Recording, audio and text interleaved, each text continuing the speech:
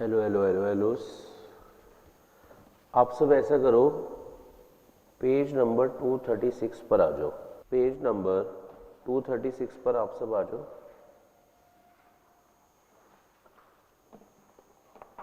वहां ना आपको एक टॉपिक दिखेगा, मेमोरेंडम ऑफ एसोसिएशन यानी MOA। ठीक है, तो देखो आप सब आ जाओ। पहले चले स्टार्ट करें कहानी आज की। तो आप सब सामने वाले पेज पे एक हेडिंग बना लो, पेज नंबर 236 पर मेमोरेंडम ऑफ एसोसिएशन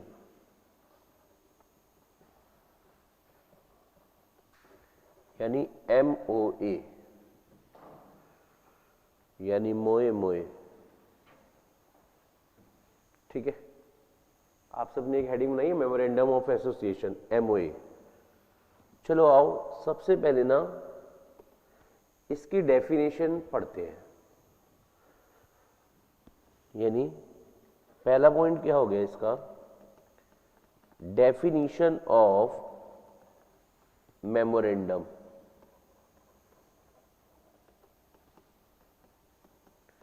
जो दे रखी है सेक्शन 2 क्लॉज 56 में, जो दे रखी है सेक्शन 2 क्लॉज 56 में। आओ जरा बातें करते हैं इसके बारे में। देखो, कंपनी का सबसे इंपॉर्टेंट एक डॉक्यूमेंट होता है जिसका नाम होता है मेमोरेंडम ऑफ एसोसिएशन। कंपनी का एक सबसे इंपॉर्टेंट डॉक्यूमेंट होता है जिसका नाम क्या होता है, मेमोरेंडम ऑफ एसोसिएशन। पहली बात। दूसरी बात, सर इसको इंपॉर्टेंट क्यों कह रहे हो? क्योंकि इसके अंदर कंपनी से रिलेटेड 6 मेन बातें, कितनी मेन बातें? 6 मेन बातें लिखी होती है, इसलिए ये कंपनी का सबसे इंपॉर्टेंट डॉक्यूमेंट है। पॉइंट समझ आ रहा है आपको? ये कंपनी की बहुत इंपॉर्टेंट इंफॉर्मेशन कंटेन करता है। मतलब अगर कोई इसको पढ़ ले तो आप मतलब MOA को अगर किसी ने पढ़ लिया तो यानी उसने कंपनी के बारे में काफी कुछ जान लिया। तो इसलिए ये कंपनी का सबसे इंपॉर्टेंट डॉक्यूमेंट है और इसके बिना कंपनी बन भी नहीं सकती। ये इतना इंपॉर्टेंट है। मतलब अगर आपने MOA नहीं बनाया ना तो आपकी कंपनी रजिस्टर्ड हो ही नहीं सकती। ठीक है, तो आओ सबसे पहले इसकी डेफिनेशन पढ़ते हैं। और डेफिनेशन कंपनी लॉ में जिस तरीके से लिखी हुई है, आपको कभी भी मीनिंग नहीं बताएगी कि इसका मतलब ये है। यहां पर डेफिनेशन में सीधा आपको बताऊं क्या बोला होता है, इसको ये मान लो, इसको ये मान लो, मतलब इन चीजों को ये मान लो बस। जैसे उन्होंने क्या बोला था, कंपनी मीन्स कंपनी। कंपनी का मतलब नहीं बताया, क्या उसमें सारे फीचर्स बताए हुए थे? नहीं, सीधा क्या बोला, company means company which is incorporated under this act और under any previous company law. हम उसी को ही कंपनी मानेंगे, हम उसी को ही कंपनी मानेंगे जिन्होंने अपनी रजिस्ट्रेशन कंपनीज एक्ट में कराई है। अदरवाइज किसी और चीज को हम कंपनी नहीं मानेंगे। सिमिलरली मेमोरेंडम की डेफिनेशन अगर आप देखोगे तो वो क्या कह रहे हैं, कह रहे मेमोरेंडम मीन्स मेमोरेंडम ऑफ, आप पॉइंट समझ रहे हैं? यानी कह रहे पूरे कंपनी लॉ में अगर कहीं पर एक शब्द यूज होता है मेमोरेंडम, आपको कहीं पर भी एक वर्ड दिखता है क्या, मेमोरेंडम, तो समझ जाना मेमोरेंडम का मतलब है मेमोरेंडम ऑफ एसोसिएशन। सर कौन सा वाला मेमोरेंडम ऑफ एसोसिएशन? जो कंपनी बनाते वक्त आपने रजिस्ट्रार के पास जमा करवाया था। ठीक है ना? Of a company as originally framed. कह रहे मेमोरेंडम शब्द का मतलब क्या है, यानी पूरे कंपनी लॉ में जहां पर भी आपको मेमोरेंडम शब्द दिखे तो आप समझ जाना मेमोरेंडम का मतलब होता है मेमोरेंडम ऑफ एसोसिएशन, जो कंपनी ने क्या करा था, ओरिजिनली बनाया था। अच्छा, ओरिजिनली कब बनाया होगा? कंपनी बनाते वक्त। लेकिन कई बारी उसके अंदर कुछ इंफॉर्मेशन हम चेंज भी करते हैं, तो वो इंफॉर्मेशन जो ओरिजिनली आपने बनाया था उसके बाद आपने कुछ इंफॉर्मेशन वगैरह क्या करी, चेंज भी करी। यस और नो? तो फिर बताओ, फिर उसके बाद से देखो ये ओरिजिनली बनाया था, उसके बाद आपने MOA में कुछ क्या करा, चेंज करा। मेरा आपसे एक सवाल है, अब MOA आगे से कौन सा माना जाएगा, ओरिजिनल वाला या चेंज होने के बाद वाला? चेंज होने के बाद वाला। ठीक है ना? या फिर क्या कह रहे हैं, कंपनी का एमओए किसको मानना, as altered from time to time, यानी कह रहे पूरे कंपनी लॉ में अगर आपको कौन सा शब्द दिखे, मेमोरेंडम शब्द दिखे, तो मेमोरेंडम शब्द का मतलब मानना मेमोरेंडम ऑफ एसोसिएशन जो कंपनी ने ओरिजिनली बनाया था या जो चेंज करा है समय समय पर, ठीक है ना, उसे कंपनी का क्या मानना, एमओए। और कैसे चेंज करें, in accordance of any previous company law और ऑफ दिस एक्ट, मतलब इन परसुएंस ऑफ, मतलब आपने जो चेंजेस भी करे हैं वो कैसे वाले चेंजेस करे हैं, कंपनीज एक्ट के प्रोविजंस को फॉलो करते हुए। आओ जरा स्टार्ट करते हैं, जनता जो लेट आई उन्हें बता दें।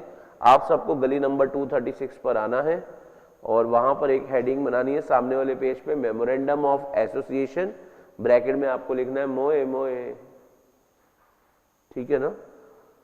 और इसकी डेफिनेशन अभी हमने पढ़ी है, मैं एक बार लिखवा रहा हूं, ठीक है ना, फिर एक बार फिर रिपीट कर देंगे, तो लिखना मेरे साथ। कह रहे पूरे कंपनी लॉ में जहां जहां भी क्या वर्ड दिखे, मेमोरेंडम, उसको क्या मानना, memorandum means memorandum of association. कौन से वाला, memorandum of association of company, कौन से वाला, एज ओरिजिनली फ्रेम्ड और एज ऑल्टर्ड। समझा रहा है आपको। देखो अगर कुछ चेंजेस नहीं आए तो ओरिजिनल वाले एमओए को ही कंपनी का एमओए मानते चलना, लेकिन अगर चेंज आ गया तो फिर चेंज होने के बाद वाले एमओए को कंपनी का एमओए मानना। तो memorandum means memorandum of association of company as originally framed और as altered from time to time.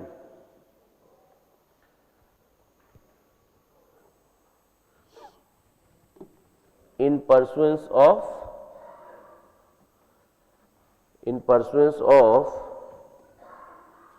any previous company law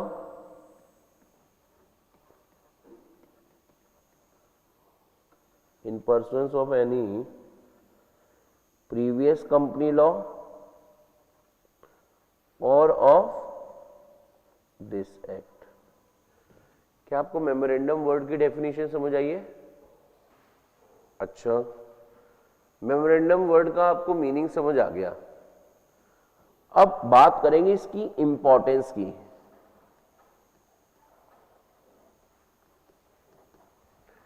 importance of MOA, importance of MOA. अच्छा चलो आओ, एमओए की अगर इंपॉर्टेंस की बात करें तो इसकी तीन इंपॉर्टेंस है। सबसे पहली इंपॉर्टेंस क्या है, ये कंपनी का की डॉक्यूमेंट है। की डॉक्यूमेंट का मतलब ये कंपनी का सबसे इंपॉर्टेंट डॉक्यूमेंट है।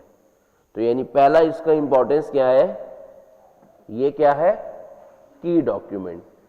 सर आप इसे की डॉक्यूमेंट क्यों कह रहे हो, कंपनी के एमओए को आप एक इंपॉर्टेंट डॉक्यूमेंट क्यों कह रहे हो? एज इट कंटेन्स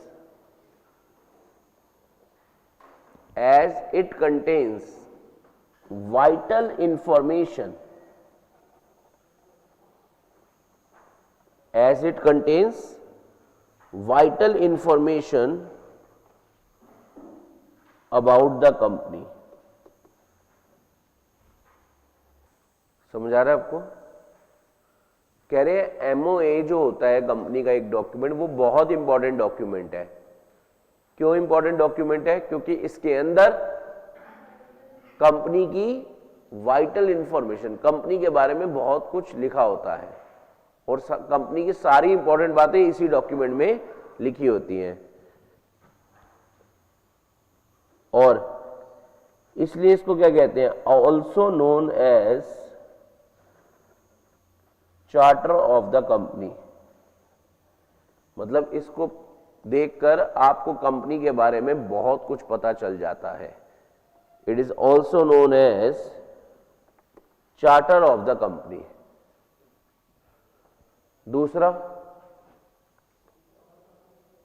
दूसरा ये एक पब्लिक डॉक्यूमेंट है। एमओए क्या है? एक, सर इसका क्या मतलब हुआ ये एक पब्लिक डॉक्यूमेंट है? इसका क्या मतलब हुआ ये एक पब्लिक डॉक्यूमेंट है? देखो, कोई भी डॉक्यूमेंट पब्लिक डॉक्यूमेंट तब कहलाता है जब उसे कोई भी देख सकता है। तो जब आप इसको रजिस्ट्रार के पास जमा करवा देते हो तो उसके बाद क्या होता है, कोई भी बंदा इसको देख सकता है, कंपनी के बारे में जानने के लिए इसको देख सकता है, इसकी इंस्पेक्शन वगैरह कर सकता है in the office of registrar. ये देखो, पढ़कर देखो, एमओए क्या है? एमओए क्या है? एक पब्लिक डॉक्यूमेंट। तो पब्लिक डॉक्यूमेंट का मतलब क्या होता है? एनी पर्सन, मतलब कोई भी पर्सन, चाहे आप कंपनी के मालिक हो या नहीं हो, कैन इंस्पेक्ट इट, आप इसकी इंस्पेक्शन कर सकते हो। किसी भी डॉक्यूमेंट को पब्लिक डॉक्यूमेंट हम तब कहेंगे जब उसकी इंस्पेक्शन कोई भी कर सकता है, चाहे वो कंपनी का मालिक हो या, कहां पर कर पाओगे? इन द ऑफिस ऑफ, समझ आ रहा है आपको? तो ये पॉइंट अंदर से लिखो आप, कंटेंट इसका यहां पर लिखो, यहां से यहां। ऐसा कौन कहते हैं? सेक्शन नंबर 399 की एमओए एक पब्लिक डॉक्यूमेंट है। एमओए एक पब्लिक डॉक्यूमेंट है। पब्लिक डॉक्यूमेंट हम किसको कहते हैं? जिसकी इंस्पेक्शन कोई भी पर्सन कर सकता है, उस डॉक्यूमेंट को पब्लिक डॉक्यूमेंट कहते हैं। दो इंपॉर्टेंट समझ आई। कंपनी का जो एमओए होता है वो एक की डॉक्यूमेंट है, मतलब एक इंपॉर्टेंट डॉक्यूमेंट है, और दूसरा ये एक पब्लिक डॉक्यूमेंट है। इंपॉर्टेंट क्यों है? क्योंकि ये कंपनी के बारे में इंफॉर्मेशन प्रोवाइड करता है, ठीक है ना। और ये पब्लिक डॉक्यूमेंट क्यों है? कोई भी पर्सन इसको इंस्पेक्ट कर सकता है। कहां पर? इन द ऑफिस ऑफ, ठीक है ना। चलो मैं आपसे ना पहले एक बात क्लियर करता हूं, आप भी जरा सुनना। आपको ना कई बारी वर्ड दिखेगा रजिस्टर्ड ऑफिस, समझ आ रहा है, और कई बारी दिखेगा ऑफिस ऑफ रजिस्ट्रार। क्या दोनों बातें सेम है या अलग है? अलग है। देखो, मैं आपको ये कहीं लिखा नहीं हुआ, पर आपके कॉन्सेप्ट क्लैरिटी के लिए, कॉन्सेप्ट को अच्छे ढंग से समझने के लिए ये बात जानना जरूरी है। एक होता है रजिस्टर्ड ऑफिस और एक क्या होता है? Office of. Office of registrar मतलब वो सरकारी दफ्तर, समझ आ रहा है आपको? यहां पर ऑफिस ऑफ रजिस्ट्रार का मतलब आरओसी। आरओसी मतलब रजिस्ट्रार ऑफ कंपनी, मतलब ये एक सरकारी दफ्तर की बात कर रहे हैं, समझ आ रहा है आपको? लेकिन रजिस्टर्ड ऑफिस का मतलब कंपनी का हेड ऑफिस, सीधी सी बात, अगर बहुत इजी लैंग्वेज में आपको समझाना चाहूं तो ये, समझ आ रहा है आपको? कंपनी का हेड ऑफिस, एचओ, उसको बेसिकली आप मान लो रजिस्टर्ड ऑफिस। क्या आपको फर्क समझ आ रहा है? तो ये बताओ, अगर आपको एमओए देखना किसी कंपनी का, तो आपको कंपनी के ऑफिस में जाना है या सरकारी दफ्तर में? और आजकल आपको वहां भी जाने की जरूरत नहीं है, ये एमसीए की वेबसाइट पर अवेलेबल होता है, मिनिस्ट्री ऑफ कॉर्पोरेट अफेयर्स की वेबसाइट पर अवेलेबल होता है।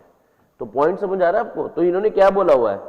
एमओए क्या है? एक पब्लिक डॉक्यूमेंट है। क्यों पब्लिक डॉक्यूमेंट है? क्योंकि इसको any person can inspect it, कोई भी पर्सन इसको इंस्पेक्ट कर सकता है। कहां पर? इन द रजिस्ट्रार के ऑफिस में। रजिस्ट्रार का ऑफिस मतलब कंपनी का हेड ऑफिस, ये सरकारी दफ्तर। पॉइंट समझ आ रहा है आपको? और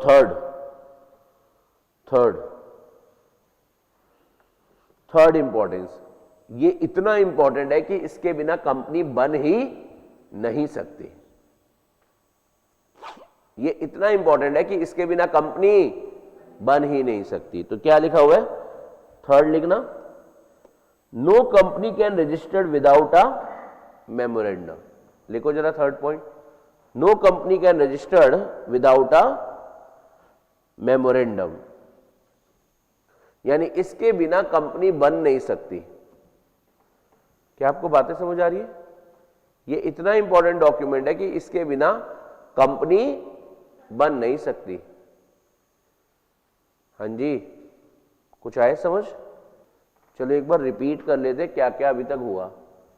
आज मॉर्निंग में जब मैंने क्लास स्टार्ट करी तो मैंने आपको पेज नंबर 236 पर बुलाया और बुलाकर मैंने कहा आप सब एक हेडिंग बनाओ, क्या? Memorandum of association. फिर मैंने मेमोरेंडम ऑफ एसोसिएशन के बारे में बातें बतानी स्टार्ट करी। मेमोरेंडम ऑफ एसोसिएशन क्या होता है? एक कंपनी का सबसे इंपॉर्टेंट डॉक्यूमेंट का नाम है, कंपनी के सबसे इंपॉर्टेंट डॉक्यूमेंट का नाम है, क्योंकि इसके अंदर कंपनी की इंपॉर्टेंट इंफॉर्मेशन इंक्लूड होती है। समझ आ रहा है आपको? तो ये कितना इंपॉर्टेंट है हमने तो बताया है, इसके अंदर कंपनी की इंपॉर्टेंट इंफॉर्मेशन इंक्लूड होती है, तो इसलिए ये कंपनी का सबसे इंपॉर्टेंट डॉक्यूमेंट है। दूसरा, ये कंपनी का कैसा डॉक्यूमेंट है? पब्लिक डॉक्यूमेंट, मतलब इसे कोई भी देख सकता है।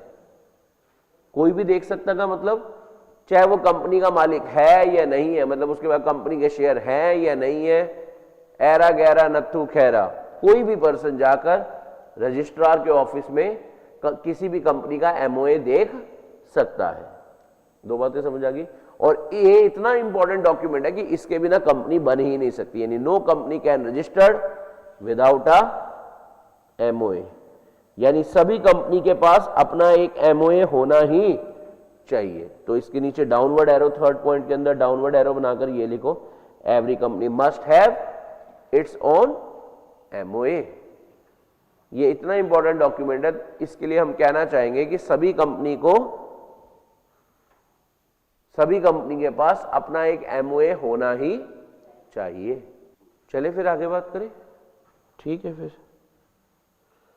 सर एक बात बताओ, मान लेते हैं मेरे को कंपनी बनानी है पर मुझे एमओए बनाना नहीं आता, यानी मेरा कंपनी बनानू जी करदा कि करिए एमओए आंदा नहीं, सर फिर कंपनी नहीं बन पाएगी? देखो वैसे तो कंपनी नहीं बन पाएगी अगर आपके पास एमओए नहीं है, लेकिन कंपनीज एक्ट में क्या कहा गया कि हम आपको बने बनाए एमओए दे देते हैं, तुम वो यूज कर लेना, ताकि तुम इस चीज से परेशान ना होना कि हमें तो एमओए बनाना आता नहीं। तो यानी अगर किसी पर्सन को एमओए बनाना आता है तो वो अपना एमओए खुद बना ले, क्योंकि इसके बिना कंपनी तो बनेगी। लेकिन अगर जिनको नहीं आता, उसने कंपनीज एक्ट में बताए गए एमओए में से कोई भी एमओए अडॉप्ट करना होता है, और जिस तरह की वो कंपनी बना रही है उस तरह की कंपनी के लिए एमओए बने बनाए अवेलेबल है। समझ आ रहा है आपको? तो यानी पॉइंट नंबर थर्ड लिखो जरा, पॉइंट नंबर थर्ड आप लिखो, forms of MOA. Forms of MOA मतलब फॉर्मेट्स, एमओए बने बनाए एमओए अवेलेबल है। सर कहां पर अवेलेबल है? शेड्यूल 1 में। जेकार लगाओ, कौन से शेड्यूल में अवेलेबल है? समझ आ रहा है? और शेड्यूल 1 में 5 तरह के एमओए अवेलेबल है, यानी 5 तरीके के टेबल बना रखे हैं। जिस तरह की आप कंपनी बना रहे हैं उस तरह का आप टेबल अडॉप्ट कर लो। तो लिखना जरा इसके लिए, MOA of a company is given in table ABCDE in schedule 1 of the companies act. पहले ये लिखो, आपने हेडिंग बना लेते ना थर्ड पॉइंट की, forms of MOA. Forms of MOA, तो बताओ बेटा फॉर्म्स यानी फॉर्मेट्स कहां पर अवेलेबल है? कंपनीज एक्ट के शेड्यूल 1 में। कंपनीज एक्ट के शेड्यूल 1 में। समझ आ रहा है आपको? और कितने टेबल अवेलेबल है? 5। मतलब जिस तरह की आपको कंपनी बनानी है उस तरह का एमओए आप यूज कर लो। और उसके बाद ये पांचों टेबल के नाम नोट कर लो आप। देखो फर्स्ट कैटेगरी क्या है, आपको याद हो जाएगा। अगर कोई कंपनी कौन सी बनाना चाहती है, अगर आप कंपनी लिमिटेड बाय शेयर्स खोलना चाहते हो, अगर आप कौन सी कंपनी बनाना चाहते हो, कंपनी लिमिटेड बाय शेयर्स, ठीक है ना, तो उसके लिए कौन सा टेबल अवेलेबल है, टेबल नंबर ए। यानी टेबल ए किसके लिए है, अगर आप कौन सी कंपनी बना रहे हो, कंपनी लिमिटेड बाय शेयर्स। लेकिन अगर आप कौन सी कंपनी खोलना चाहते हो, company limited by guarantee and not having share capital, तो उसके लिए बना बनाया एमओए कहां अवेलेबल है, टेबल नंबर बी में।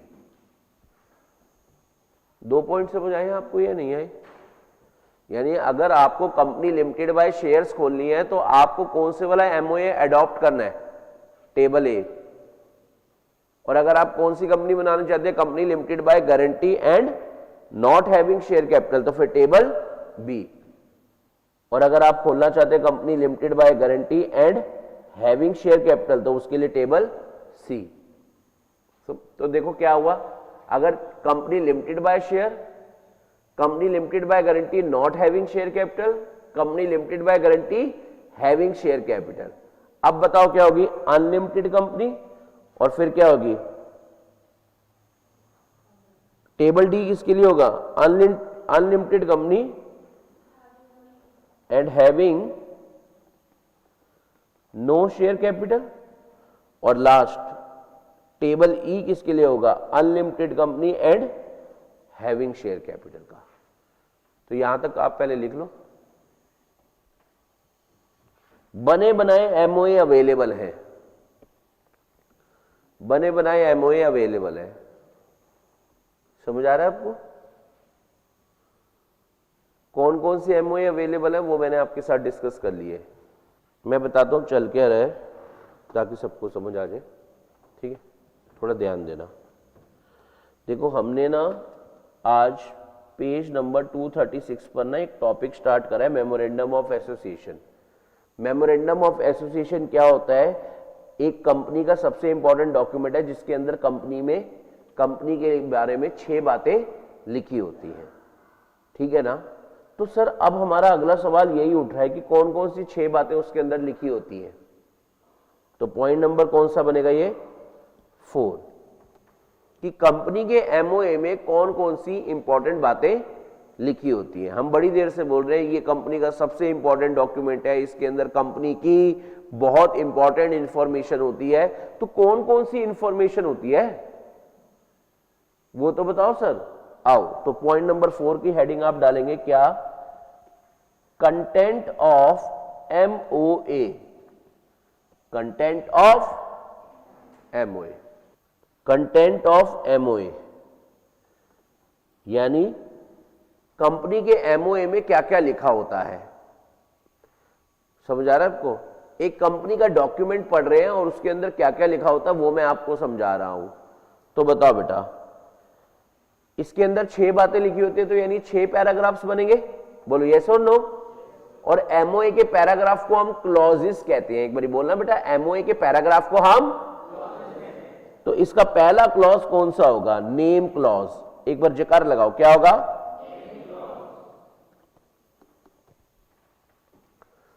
सर नेम क्लॉज में क्या लिखा होगा, सीधी सी बात है, कंपनी का नाम। नेम क्लॉज में क्या लिखा होता है, कंपनी का नाम। नेम क्लॉज में कंपनी का नाम लिखा होता है, समझ रहे हैं आप? तो लिखो जरा, it states the name of the company, it states the name of the company. यानी एमओए का नेम क्लॉज में क्या लिखा होता है, कंपनी का नाम। और कंपनी के नाम को लेकर कुछ रिक्वायरमेंट्स है। देखो अगर मैं आपसे बात करूं, आपके नाम से पहले जो लगता है वो होता है प्रीफिक्स, और आपके नाम के बाद जो लगता है वो होता है सफिक्स। तो यहां पर नेम क्लॉज जब लिखा जा रहा होगा तो तो आपको कुछ सफिक्स यूज करने होते हैं depending upon the nature of company. तो आप दो कॉलम बनाओ, पहला क्या बनाओगे, नेचर ऑफ कंपनी, और उसे कौन सा सफिक्स यूज करना है वो। एमओयू में क्या क्या लिखा होता है वो हम पढ़ रहे हैं। तो एमओयू में सबसे पहली बात क्या लिखी होती है, नेम क्लॉज। नेम क्लॉज में क्या लिखा जाता है, कंपनी का नाम। और कंपनी के नाम जब लिख रहे हो तो आपको कुछ रिक्वायरमेंट्स फुलफिल करनी है। जैसे क्या, अगर आप पब्लिक कंपनी है तो बताओ बेटा आपका सफिक्स क्या होना चाहिए, लिमिटेड। लेकिन अगर आप कौन है, प्राइवेट कंपनी है, तो फिर आपका सफिक्स होना चाहिए क्या, प्राइवेट लिमिटेड। और अगर आप ओपीसी हैं, ओपीसी मतलब वन पर्सन कंपनी है, तो आपके नाम के एंड पर प्राइवेट लिमिटेड वर्ड आएगा, आपके नाम के एंड पर। और नाम के बिल्कुल नीचे आपको क्या लिखना होगा, ओपीसी। समझ आ रहा है आपको? तो यानी तीन तो आपको सफिक्स समझ भी आ गए। पब्लिक कंपनी के नाम के एंड पर लिमिटेड वर्ड होना चाहिए, प्राइवेट कंपनी के नाम के एंड पर प्राइवेट लिमिटेड, और ओपीसी के नाम के एंड पर, और ओपीसी ब्रैकेट में कहां पर, below it's name, below it's name. और अगर आप अंडर सेक्शन 8 कंपनी है, अगर आप कौन है, under section 8 company. Under section 8 company होती है एनपीओस, चैरिटेबल एंटिटीज। यानी अगर आप ऐसी कंपनी है जो ये कहती है कि जिंदगी में हर कुछ पैसा थोड़ी होता है, अगर आप ये वाली कंपनी है एनपीओ, तो फिर आपको अपने नाम के एंड पर लिमिटेड और प्राइवेट लिमिटेड जैसे शब्द यूज नहीं करने, ठीक है ना। फिर आपको अपने नाम के एंड पर लिमिटेड और प्राइवेट लिमिटेड जैसे शब्द यूज नहीं करने। यहां लिखो नोट। हां, इस तरह के शब्द आप यूज कर सकते हैं, लेकिन यह कंफर्म है आपको कौन से शब्द यूज नहीं करने, ठीक है ना। लिखो हाउएवर लिखो यहां नीचे नोट में, however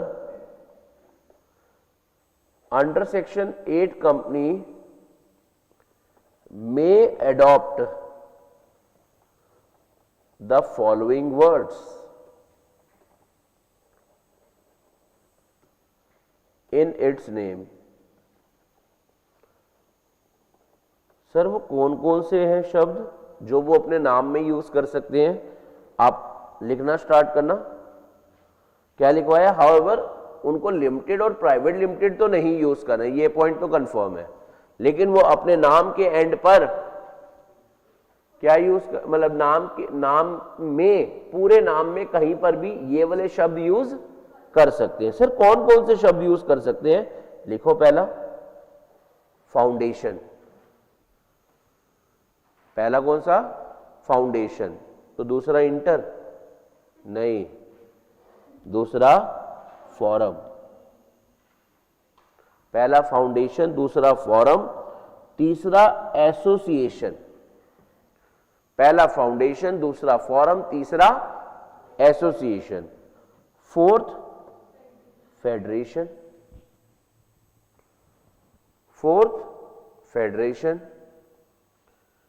fifth chambers, sixth confederation, seventh council, eighth electoral trust. कह रहे इस तरीके के शब्द आप यूज कर सकते हो, लेकिन एक बात कंफर्म है। क्या बात कंफर्म है, कि आपको प्राइवेट लिमिटेड और लिमिटेड नहीं लिखना। हाँ, इनमें से किसी शब्द को आप अडॉप्ट कर सकते हो अपने नाम में, foundation, forum, association, federation, chamber, confederation, council, electoral trust, ठीक है। इस तरह के शब्द यूज करना आपको अलाउड है। ठीक है, लिख लिया आपने ये सारे शब्द। अच्छा, और जो गवर्नमेंट कंपनी है उसके नाम के एंड पर क्या लगेगा? लिमिटेड। और जो गवर्नमेंट कंपनी होती है उनको अपने नाम के एंड पर हमेशा क्या यूज करना है? लिमिटेड।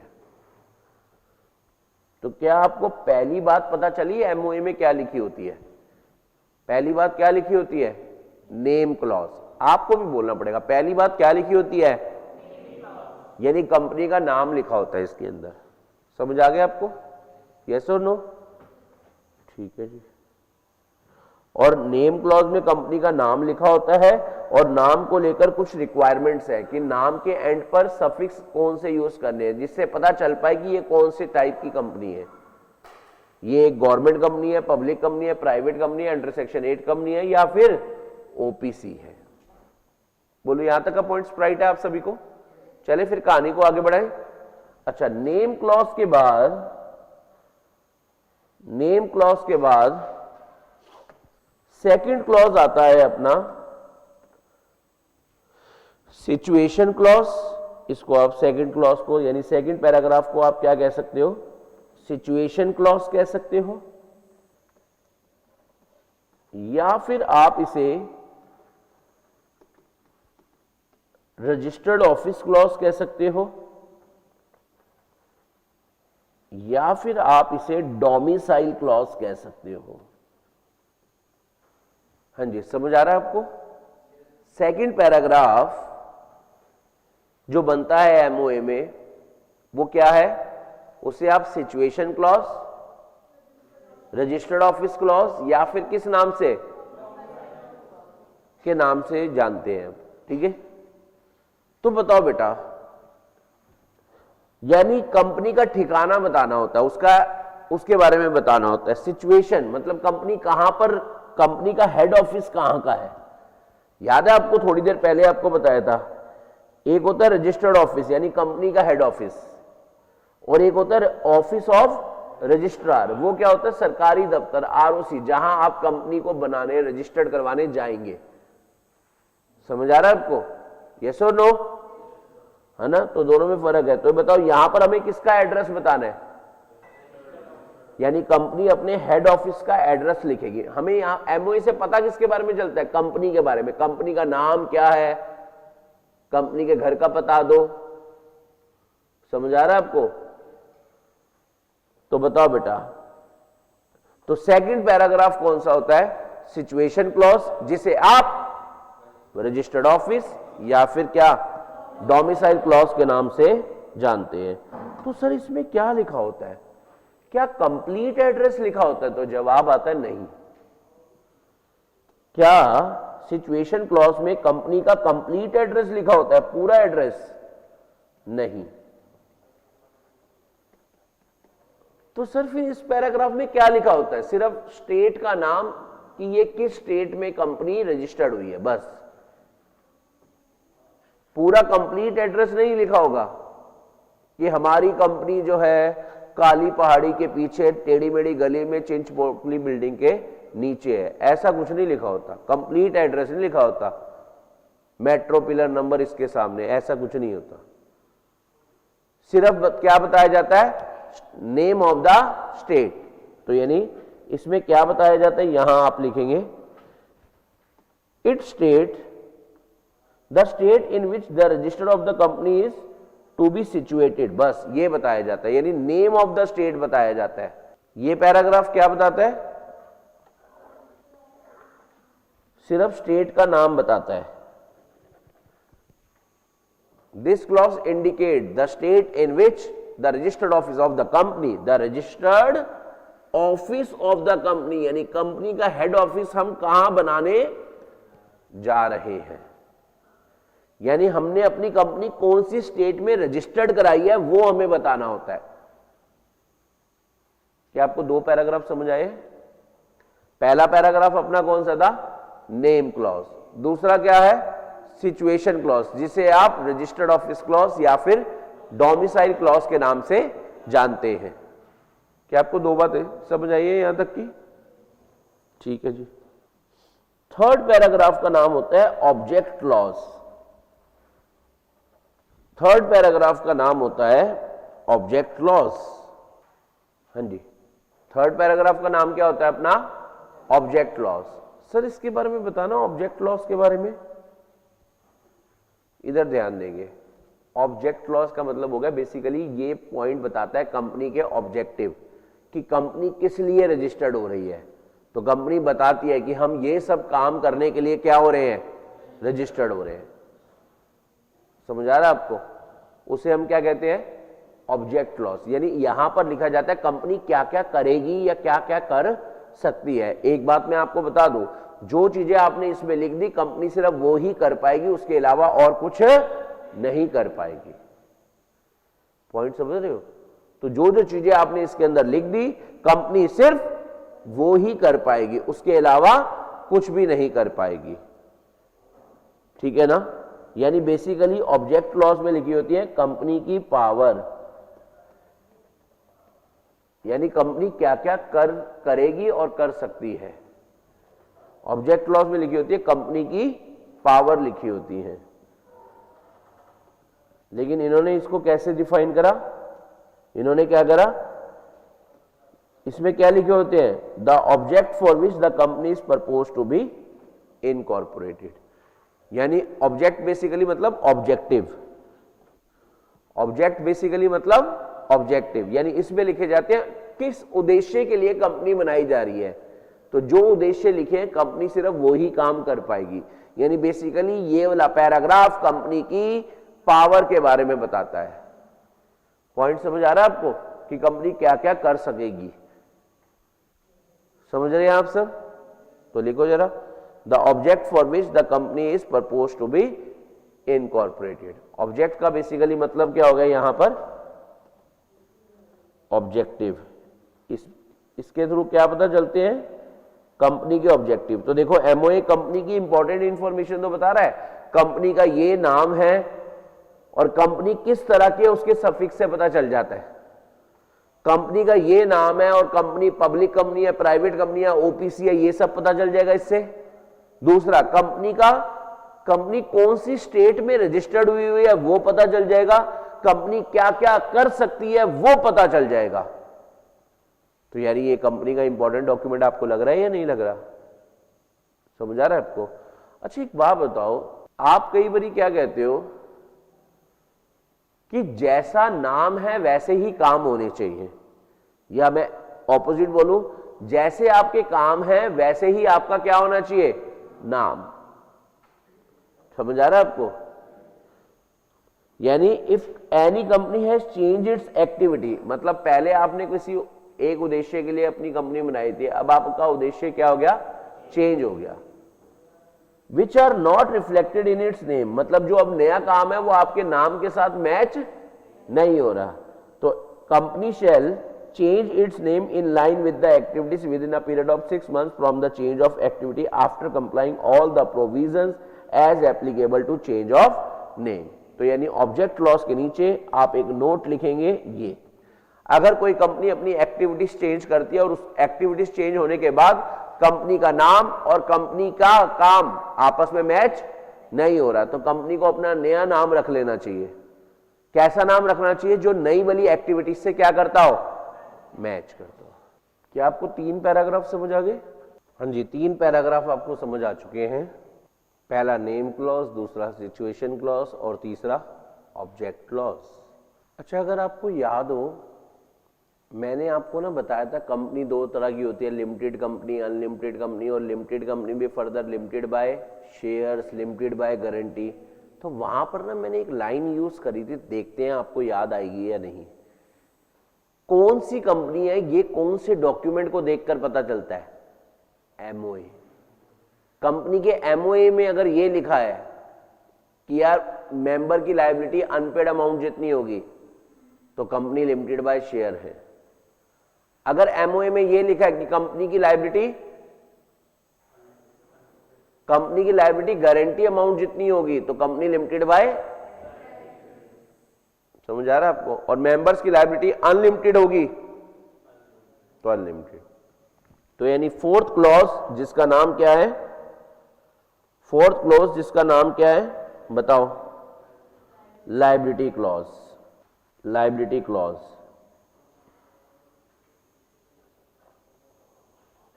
अच्छा लायबिलिटी क्लॉज से क्या पता चलता है, कंपनी लिमिटेड है या अनलिमिटेड, और अगर लिमिटेड है तो लिमिटेड बाय शेयर्स है या लिमिटेड बाय गारंटी, और अगर लिमिटेड बाय गारंटी है तो नॉट हैविंग शेयर कैपिटल है या हैविंग शेयर कैपिटल है। कुछ याद आया आपको? यानी इससे हमें क्या पता चलता है, लिखो जरा क्या लिखा होता है, the liability of the members of the company weather limited और अनलिमिटेड। इसमें क्या लिखा होता है कि जो कंपनी के मालिक है उनकी लायबिलिटी कैसी होगी, लिमिटेड या अनलिमिटेड। याद आ रहा है आपको?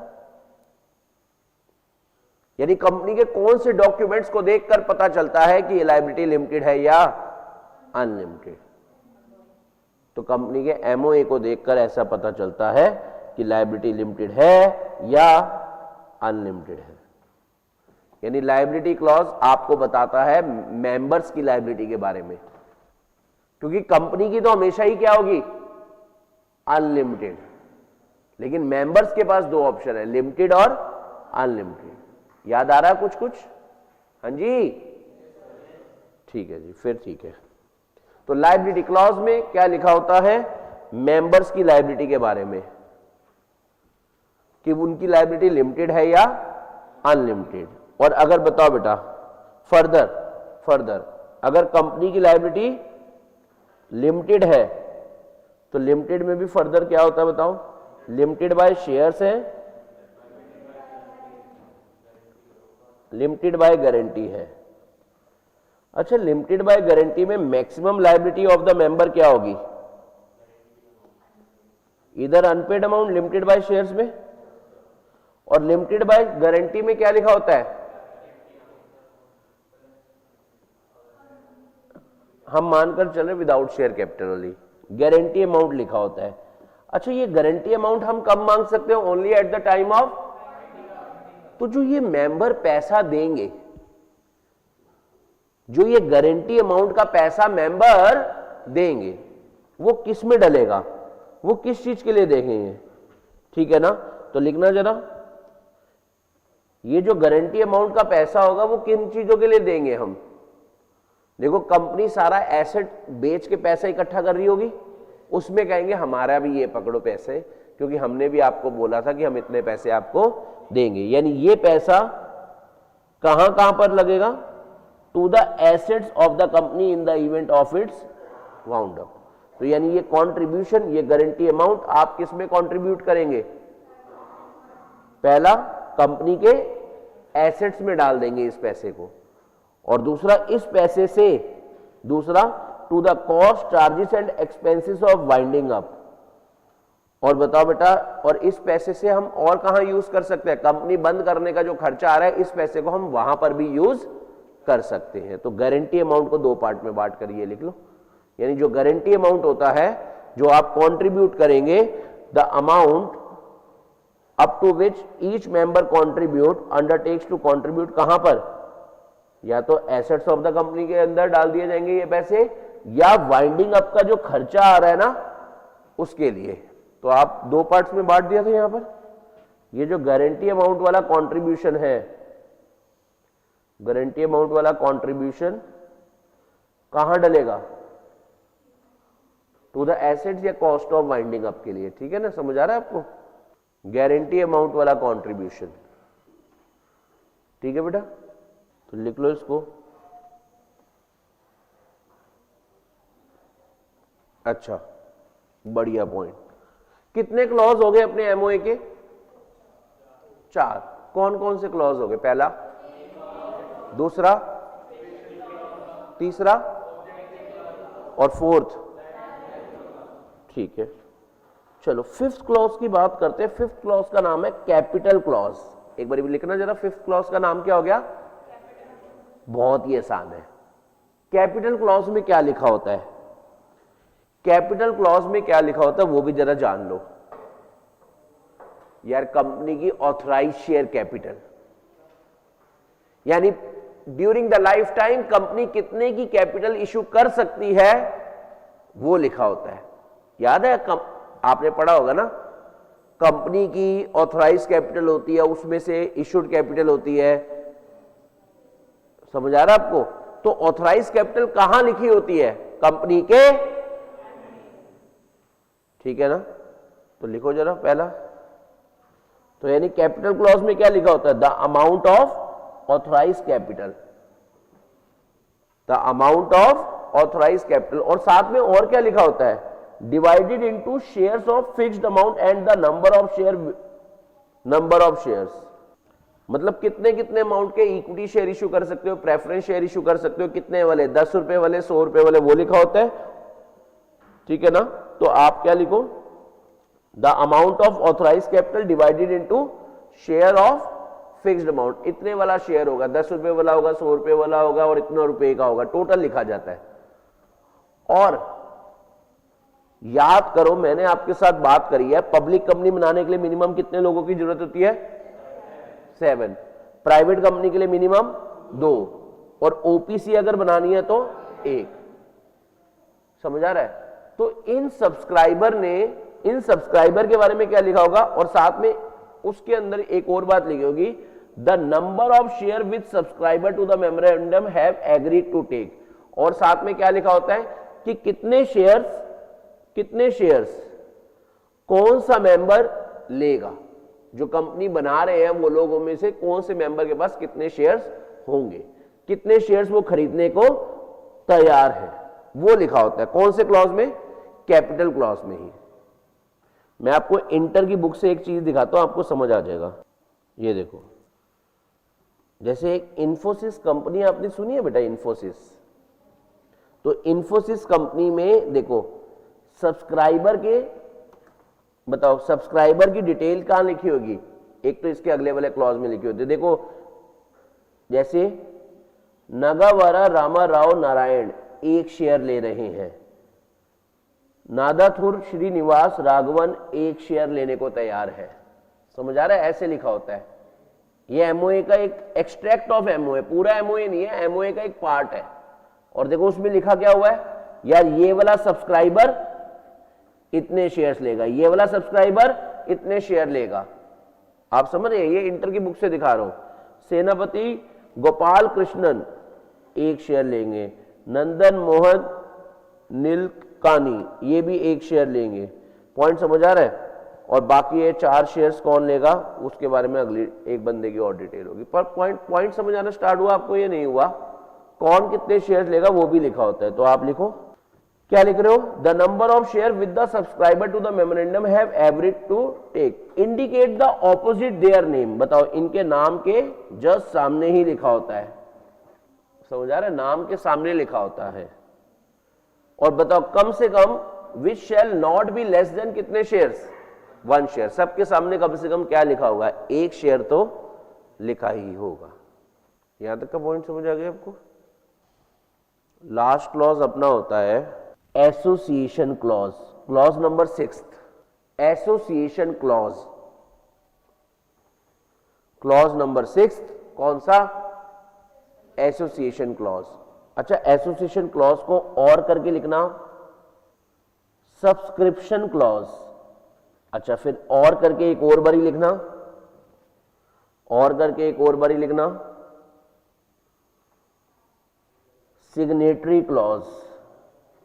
एसोसिएशन क्लॉज, सब्सक्रिप्शन क्लॉज और सिग्नेटरी क्लॉज। यहां तक का पॉइंट समझ आ गया आपको? इस क्लॉज में क्या होंगे? लिखो इसके अंदर, the detail of the subscriber to be formed into a company, मतलब किन लोगों ने कंपनी बनाई है। वो मिनिमम जो 7 लोग होते हैं, मिनिमम 7 है, तो 7 से ज्यादा लोग भी हो सकते हैं।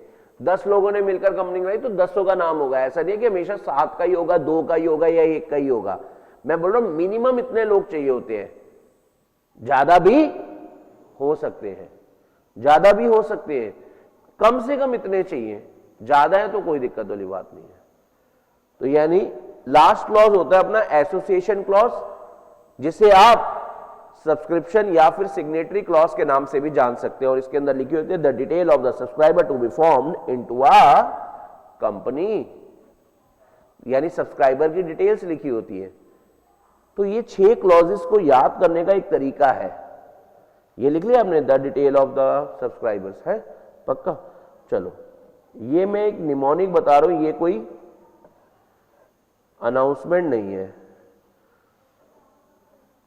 नो क्लास और लास्ट वाले एस को काट देना है।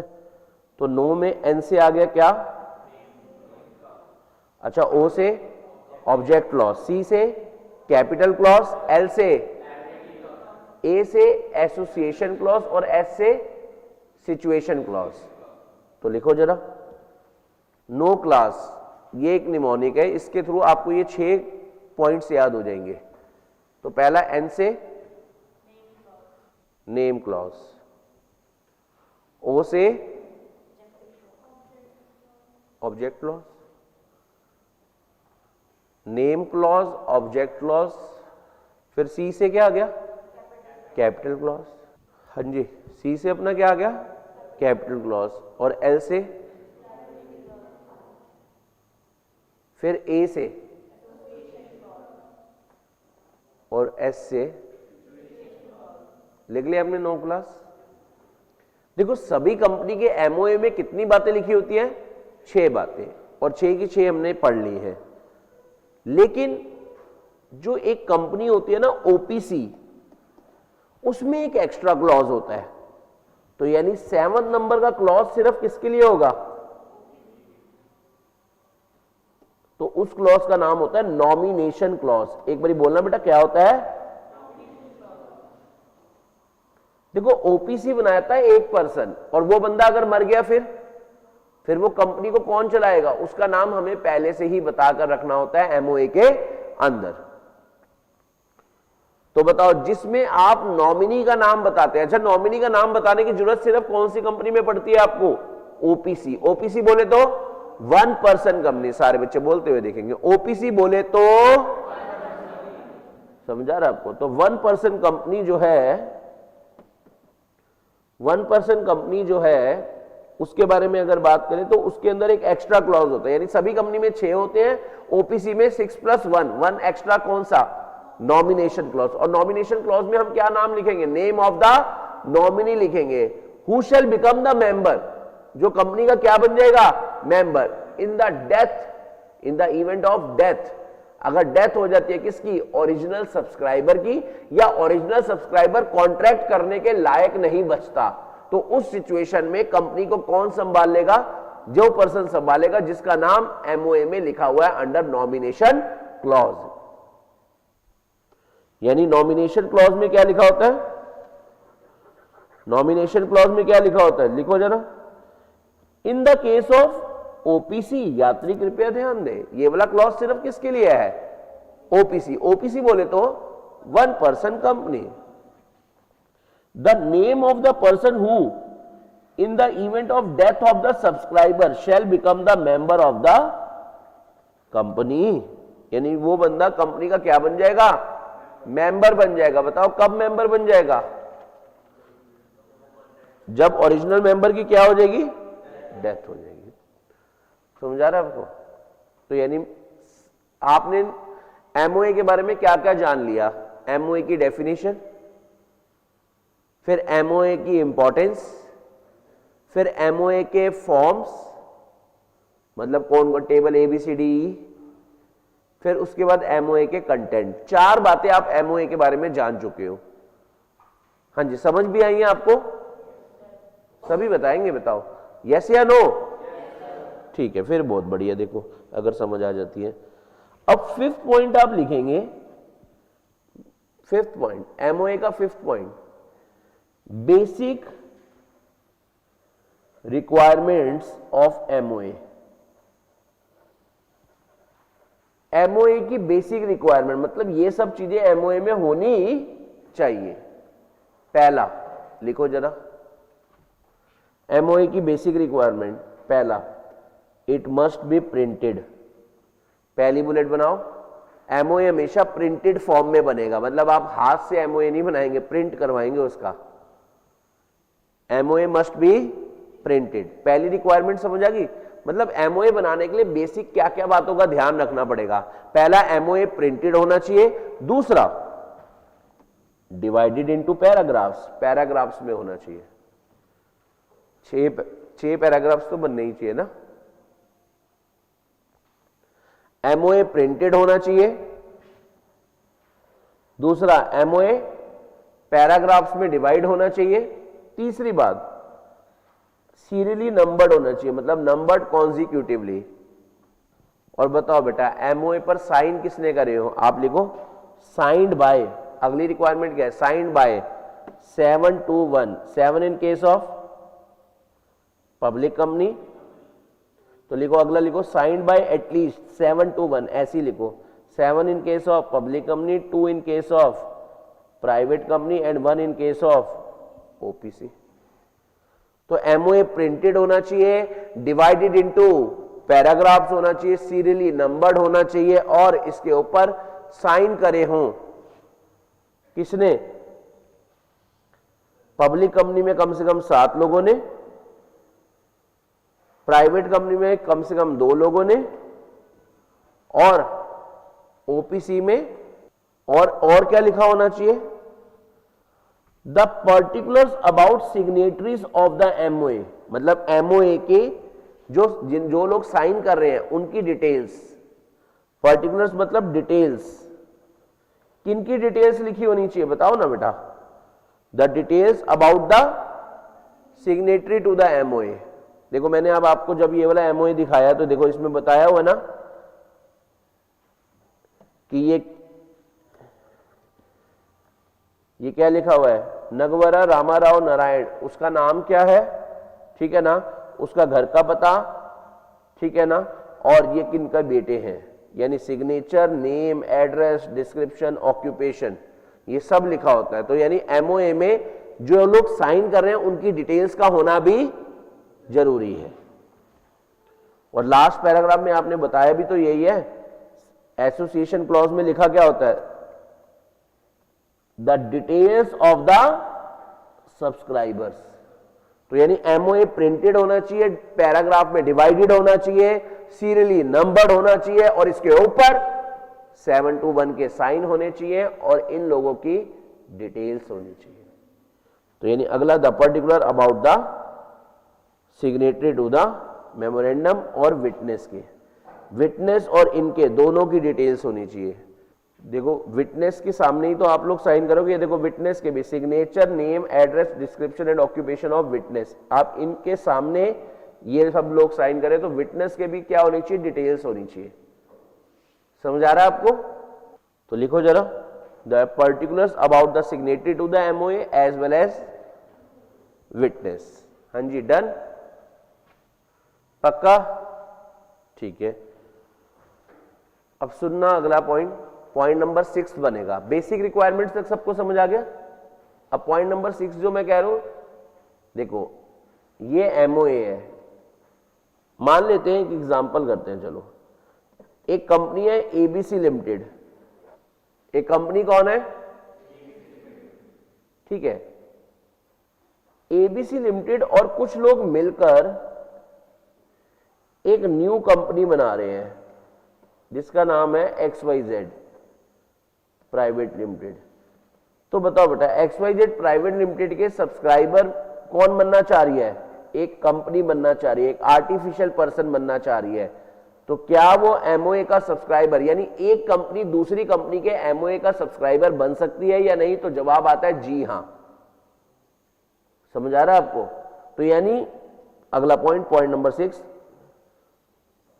लिखो। Point number 6, a company being a legal person, क्योंकि कंपनी एक क्या है? बोलना आपको पड़ेगा, कंपनी एक क्या है?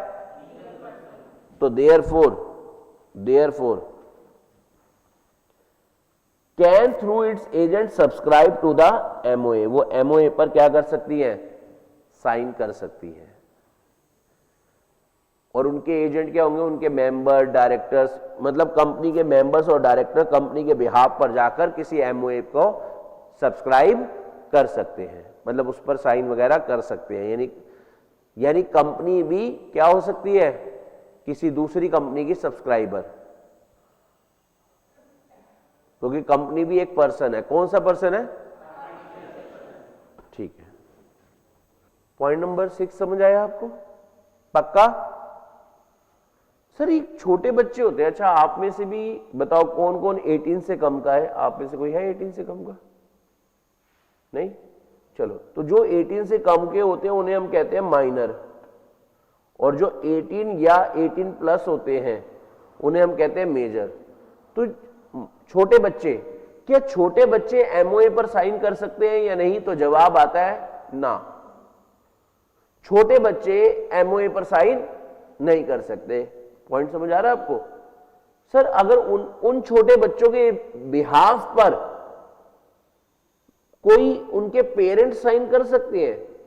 कर सकते हैं, लेकिन माना यह जाएगा पेरेंट्स ने अपने लिए साइन करे, उनके लिए नहीं। समझ आ रहा आपको? यानी पॉइंट नंबर कौन सा बनेगा? 7 लिखो। 7 में लिखेंगे a minor can not be signatory to the MOA as he is not competent to contract. क्योंकि माइनर कॉन्ट्रैक्ट नहीं कर सकता, माइनर क्योंकि कॉन्ट्रैक्ट नहीं कर, बोलना पड़ेगा माइनर क्योंकि, तो देयरफॉर वो एमओए पर साइन भी नहीं कर सकता। लेकिन जो उसके गार्जियन है who subscribed to the memorandum on his behalf will deem to have subscribed in his personal capacity. अगर कोई इनके गार्जियन उनके बिहाफ पर साइन कर देते हैं छोटे बच्चे के बिहाफ पर, तो हम ये मानेंगे कि गार्जियन ने अपने लिए ही साइन करे हैं, छोटे बच्चे के लिए नहीं। चलिए यहां तक का पॉइंट समझ आ गया आपको? अब सर हर एमओए में वो 6 बातें जो मैंने आपको बताई, नो क्लास को एक बार बताना, एन से, अच्छा ओ से, सी से, एल से, ए से और एस से। क्या ये 6 क्लॉजेस सभी एमओए में होने ही चाहिए? तो जवाब आता है जी हां, ये 6 तो हर एमओए में होने ही चाहिए। सर अगला सवाल, क्या इसके अलावा अगर हम कुछ और बातें ऐड करना चाहे तो एमओए में कर सकते हैं? तो जवाब आता है जी हां। यार ये 6 तो लिखने ही लिखने, इसके अलावा भी आप चाहो तो कुछ एमओए में लिख सकते हो। मतलब ये नहीं है कि आपको एमओए में इसके अलावा लिखना अलाउड नहीं है। और इन 6 को क्या कहते हैं? कंपल्सरी क्लॉजेस या फिर कंडीशंस है ये, मतलब ये तो होनी ही चाहिए। तो लिखना जरा पॉइंट नंबर 8 क्या लिखा हुआ? द अबव क्लॉजेस की ब्रैकेट में लिखना no class of the memorandum are called क्या? कंपल्सरी क्लॉजेस और conditions. The above clauses of MOA, above clauses कौन से है? नो क्लास, आर कॉल्ड क्या? और कंडीशन। और बताओ, in addition to these a memorandum में कंटेन अदर प्रोविजंस। एमओए में आप कुछ और बातें भी लिख सकते हो, जैसे कुछ कंपनी लिख देती है कुछ पर्टिकुलर अधिकार जो वो अपने पर्टिकुलर शेयर्स पर देना चाहती है, तो वो भी वो लिख देती है। मतलब ये 6 बातें तो लिखनी ही लिखनी है, ये 6 बातें तो आपको लिखनी ही लिखनी है। उसके अलावा कंपनी चाहे तो कुछ और भी लिख सकती है। लाइक क्या? कि हम ये वाले शेयर होल्डर को ये एक्स्ट्रा राइट्स दे रहे हैं, हम ये वाले शेयर होल्डर को ये वाले एक्स्ट्रा राइट्स दे रहे हैं। और एमओए में कुछ भी ऐसा ना हो जो कंपनीज एक्ट के खिलाफ हो। यानी the memorandum of association of a company can not contain anything contrary to the provisions of the companies act. आप एमओए में कंपनीज एक्ट के अगेंस्ट वाली कोई भी चीज नहीं लिख सकते। मतलब जैसा कंपनीज एक्ट ने आपको कह रखा आपको वैसा ही एमओए बनाना पड़ेगा। आप उसके अगेंस्ट में उसका नॉन कंप्लायंस करते वक्त एमओए नहीं बना सकते। आप उसका नॉन कंप्लायंस करते हुए एमओए नहीं बना सकते। तो यानी आपका एमओए कैसा बनना चाहिए? In accordance with companies act. अच्छा जी, चलो अब हम आगे बात करते हैं। यहां तक का डन है? सभी ने नोटिंग कर ली? समझ भी आ गया पूरा एमओए? चलो अब कंपनी के सेकंड डॉक्यूमेंट की बात करते हैं जिसका नाम है आर्टिकल ऑफ एसोसिएशन, जिसके लिए आपको गली नंबर 239 पर आना पड़ेगा। आर्टिकल ऑफ एसोसिएशन, देखो आप सब आगे हो तो मुझे बताना। हाँ जी, आ गए आप सब? चलो हेडिंग बनाओ फिर। Article of association.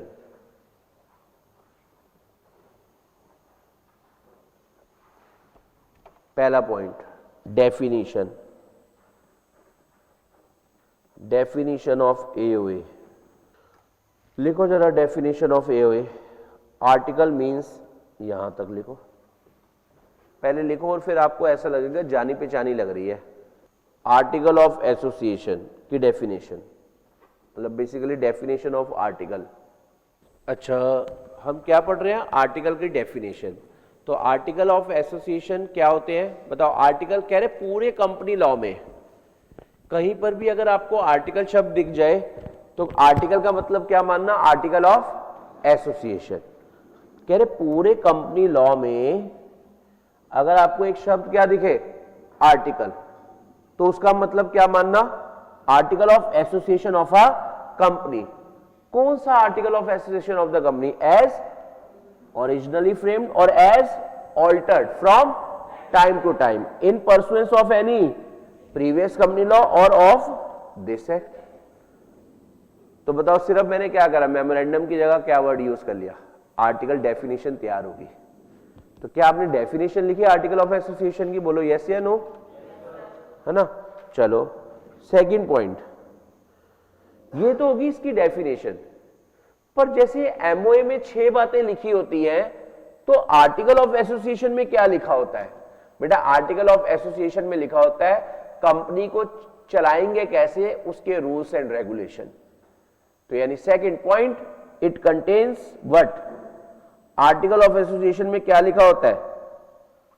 It contains, लिखो second point, the article of a company contains, the article of a company shall contain क्या? The regulation for management of the company. मतलब उसमें लिखा होता है कंपनी को मैनेज कैसे किया जाएगा, उसके रूल्स एंड रेगुलेशन। यार हम अपनी कंपनी कैसे चलाएंगे, भाई हम ये कर सकते हैं, वो हो गया एमओए बताएगा कि आप क्या कर सकते हो, लेकिन वो कैसे कर सकते हो वो कौन बताएगा? एओए। क्या आपको समझ आना स्टार्ट हो रहा है या नहीं हो रहा? पहले ये बताओ, है ना? तो आर्टिकल ऑफ द कंपनी आपको क्या बताता है? Regulations for the management of the company, यानी कंपनी को मैनेज कैसे किया जाएगा वो आपको एओए बताएगा। क्या आपको समझ आएगा? 2 बातें समझ आ गई। तीसरा, थर्ड पॉइंट लिखो, as per section 399, as per section 399 लिखा, section 399, AOA is also a public document. कह रहे सेक्शन 399 क्या कहता है? एओए भी एक पब्लिक डॉक्यूमेंट है। इसका मतलब क्या हुआ पब्लिक डॉक्यूमेंट का? मतलब any person from the public whether he is a member और not can inspect it in the office of registrar. तो क्या आपको थर्ड पॉइंट समझ आया? हेलो, यस और नो, है ना? तो लिखो जरा, थर्ड पॉइंट आपने लिख दिया। एज पर कौन सा? AOA is a public document, है ना? AOA is a public document. अच्छा, फोर्थ पॉइंट लिखो, it is the second most important document of the company. It is the second most important document of the company. ये company का second most important है, तो फिर सबसे important कौन होता है? क्या कह रहे हो? एमओए। इसकी नंबरिंग कब आती है? सेकंड पे। It is the second most important document of the company. ये सेकंड मोस्ट इंपॉर्टेंट है। फर्स्ट पे नंबर पर तो एमओए ही आता है। और अगला अगर मैं आपसे पॉइंट करूं, पॉइंट नंबर कौन सा? 5। तो बताओ वो क्या है, वो जरा सुनना। It is subordinate to MOA. It is subordinate to MOA. It is subordinate to MOA, मतलब एमओए और एओए की अगर लड़ाई हो जाए तो एओए को एमओए के आगे मतलब घुटने टेकने पड़ेंगे। एओए एमओए को ये नहीं कहेगा कि अपन झुकेगा नहीं, आपको झुकना पड़ेगा किसके आगे, एमओए के आगे। तो ये क्योंकि सेकंड मोस्ट इंपॉर्टेंट डॉक्यूमेंट है। पॉइंट समझ आ रहा है आपको? तो it is subordinate to the MOA. ये एमओए से ऊपर नहीं है, एमओए के अंडर में आता है ये। समझ आ रहा है आपको? कितनी बातें होगी एओए के बारे में? 5। एक बार रिवाइज करते हैं, फिर हम 6th बात की ओर चलेंगे। पहले हम ये 5 बातें रिवाइज करते हैं एओए के बारे में। पहली बात क्या है? आर्टिकल की डेफिनेशन जो दे रखी है सेक्शन 2 क्लॉज 5 में, जो दे रखी है सेक्शन 2 क्लॉज, आवाज में दम ने, जो दे रखी है सेक्शन 2 क्लॉज। क्या होता है एओए? बेटा article means article of association of a company as originally framed or as altered from time to time in pursuance of any previous company law or of this act। याद आया आपको? और फिर इसके अंदर लिखा क्या होता है? जैसे एमओए में तो 6 बातें लिखी होती थी, नो क्लास। इसमें क्या लिखा होता है? कंपनी को मैनेज करने के रेगुलेशंस, कि कंपनी को चलाया कैसे जाएगा। क्या 2 पॉइंट समझ में आएगा? अच्छा, थर्ड पॉइंट क्या है? ये क्या है? Public document. फोर्थ ये कंपनी का सेकंड मोस्ट इंपॉर्टेंट डॉक्यूमेंट है। फिफ्थ ये एमओए के सबऑर्डिनेट है। समझ आ रहा है आपको? पक्का ना? अच्छा, पॉइंट नंबर 6 लिखो जरा, forms of AOA. Forms of क्या? एओए।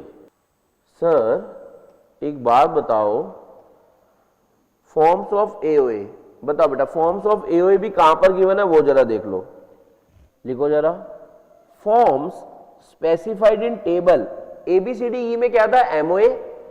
FGHIJ में क्या हो गया बताओ? एओए। यानी बने बनाए एओए भी अवेलेबल है। कहां पर? कंपनीज एक्ट के शेड्यूल नंबर 1 के टेबल FGHIJ। बात समझ आ रहा है आपको? तो क्या लिखा हुआ है? Form specified in table FGHIJ। कहां पर? In schedule 1 to the act. और इनको क्या कहा जाता है? इन फॉर्म्स को क्या कहा जाता है? Such forms are called model forms. तो लिखो जरा, आपने हेडिंग तो बना लेते ना पॉइंट नंबर 6 की, फॉर्म्स ऑफ एओए। तो लिखो जरा, form specified in table FGHIJ in schedule 1 to the act are as given. ओ बिल्लो,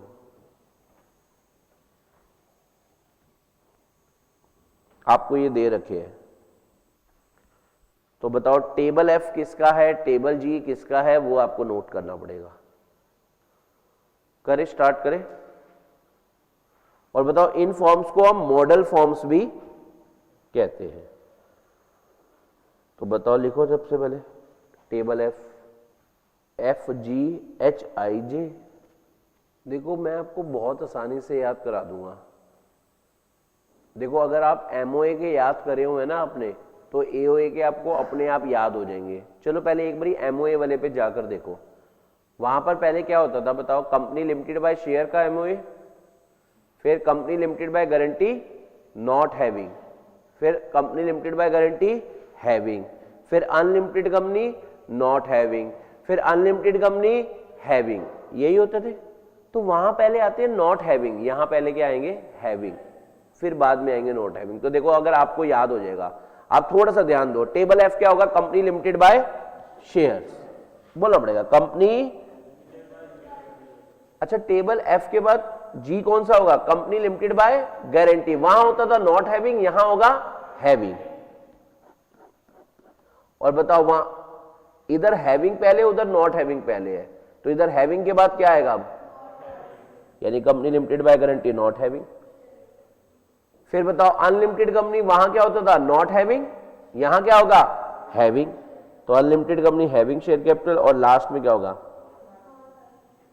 तो आपको याद करने की टेंशन नहीं है, वहां नॉट हैविंग पहले, यहां हैविंग पहले। बात खत्म। समझ आया आपको टेबल सारे? क्या आपने लिख लिया यहां तक? ठीक है जी। अब जरा सुनना, मैं आपके साथ कुछ बात करता हूं। अच्छा, एओए में क्या लिखा होता है, ध्यान देना, एओए में क्या लिखा होता है, रूल्स लिखे होते हैं फॉर मैनेजमेंट ऑफ कंपनी की, कंपनीज को मैनेज कैसे किया जाएगा। तो जैसे ये रूल नंबर 1 है, रूल नंबर 2 है, रूल नंबर 3 है, रूल नंबर 4 है, रूल नंबर 5 है। आपको पता है अगर आपको कोई भी रूल चेंज करना है, क्या हम चेंज कर सकते हैं? तो जवाब आएगा जी हाँ, आप चेंज कर सकते हैं। तो सर हमें चेंज कैसे करना होता है?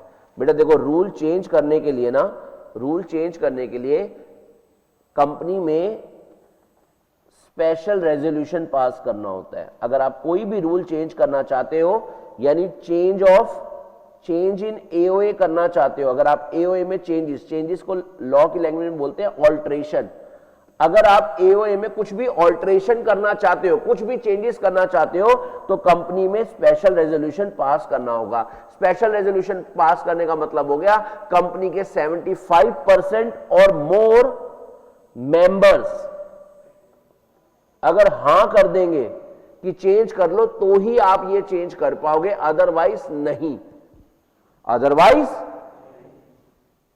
समझ रहे हो आप?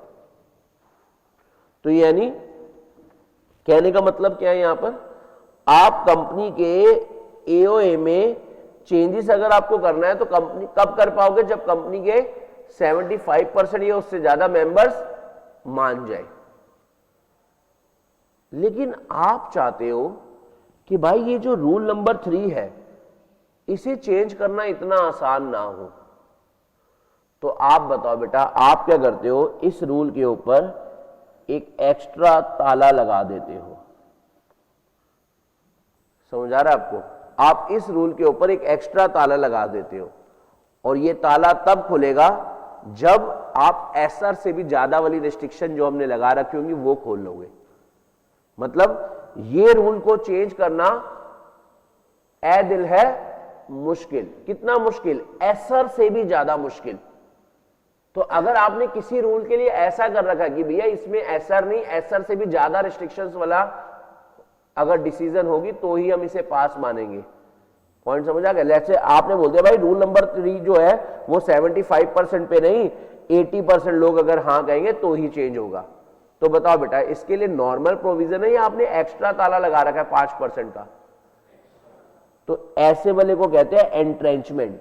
ऐसे वाले प्रोविजंस को हम क्या कहते हैं बेटा? एंट्रेंचमेंट। ठीक है ना?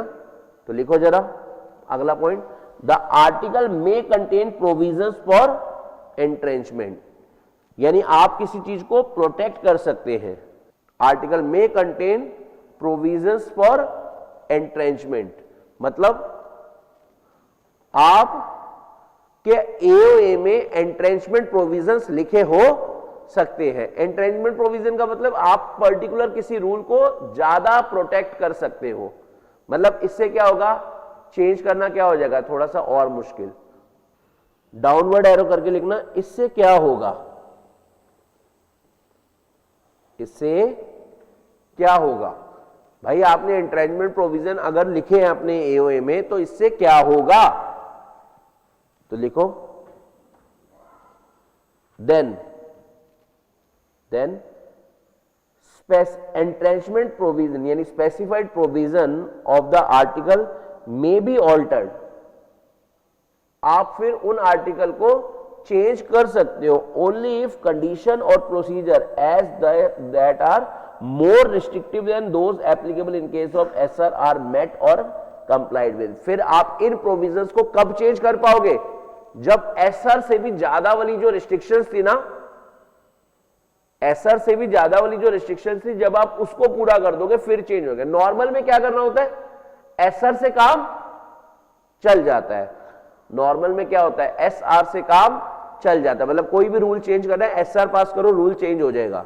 लेकिन कुछ रूल्स पर आप एक एक्स्ट्रा ताला लगा देते हो, उस ताला लगाने को कहते हैं आपने एंट्रेंचमेंट प्रोविजन बना दिया। और जैसे वो एंट्रेंचमेंट प्रोविजन हो गया, अब वो रूल चेंज होना इतना आसान नहीं होगा। उस रूल को चेंज करने के लिए क्या करना होगा बताओ?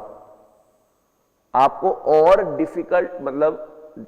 डिफिकल्ट प्रोसीजर अप्लाई करने पड़ेंगे। मतलब इसको चेंज करने के लिए रिस्ट्रिक्शंस और ज्यादा होंगी। समझ आ रहा है आपको? यस और नो? समझ आना स्टार्ट हुआ आपको या नहीं हुआ, पहले ये बताओ। एंट्रेंचमेंट प्रोविजन का मतलब क्या होता है? देखो नॉर्मली मैं आपको बोलता हूं, एक एग्जांपल लेते हैं, 50 बच्चे थे, ठीक है, मैंने कहा आपका ना टेस्ट नहीं होगा अगर 75% यानी 37.5 यानी 38 बच्चे अगर हाँ कर देंगे तो, कि टेस्ट ना हो। एग्जाम्पल दे रहा हूं, ये मतलब ये पात्र काल्पनिक है, वास्तविक जीवन से कोई संबंध नहीं है, पर मैं आपसे बात कर रहा हूं, जरा सुनना।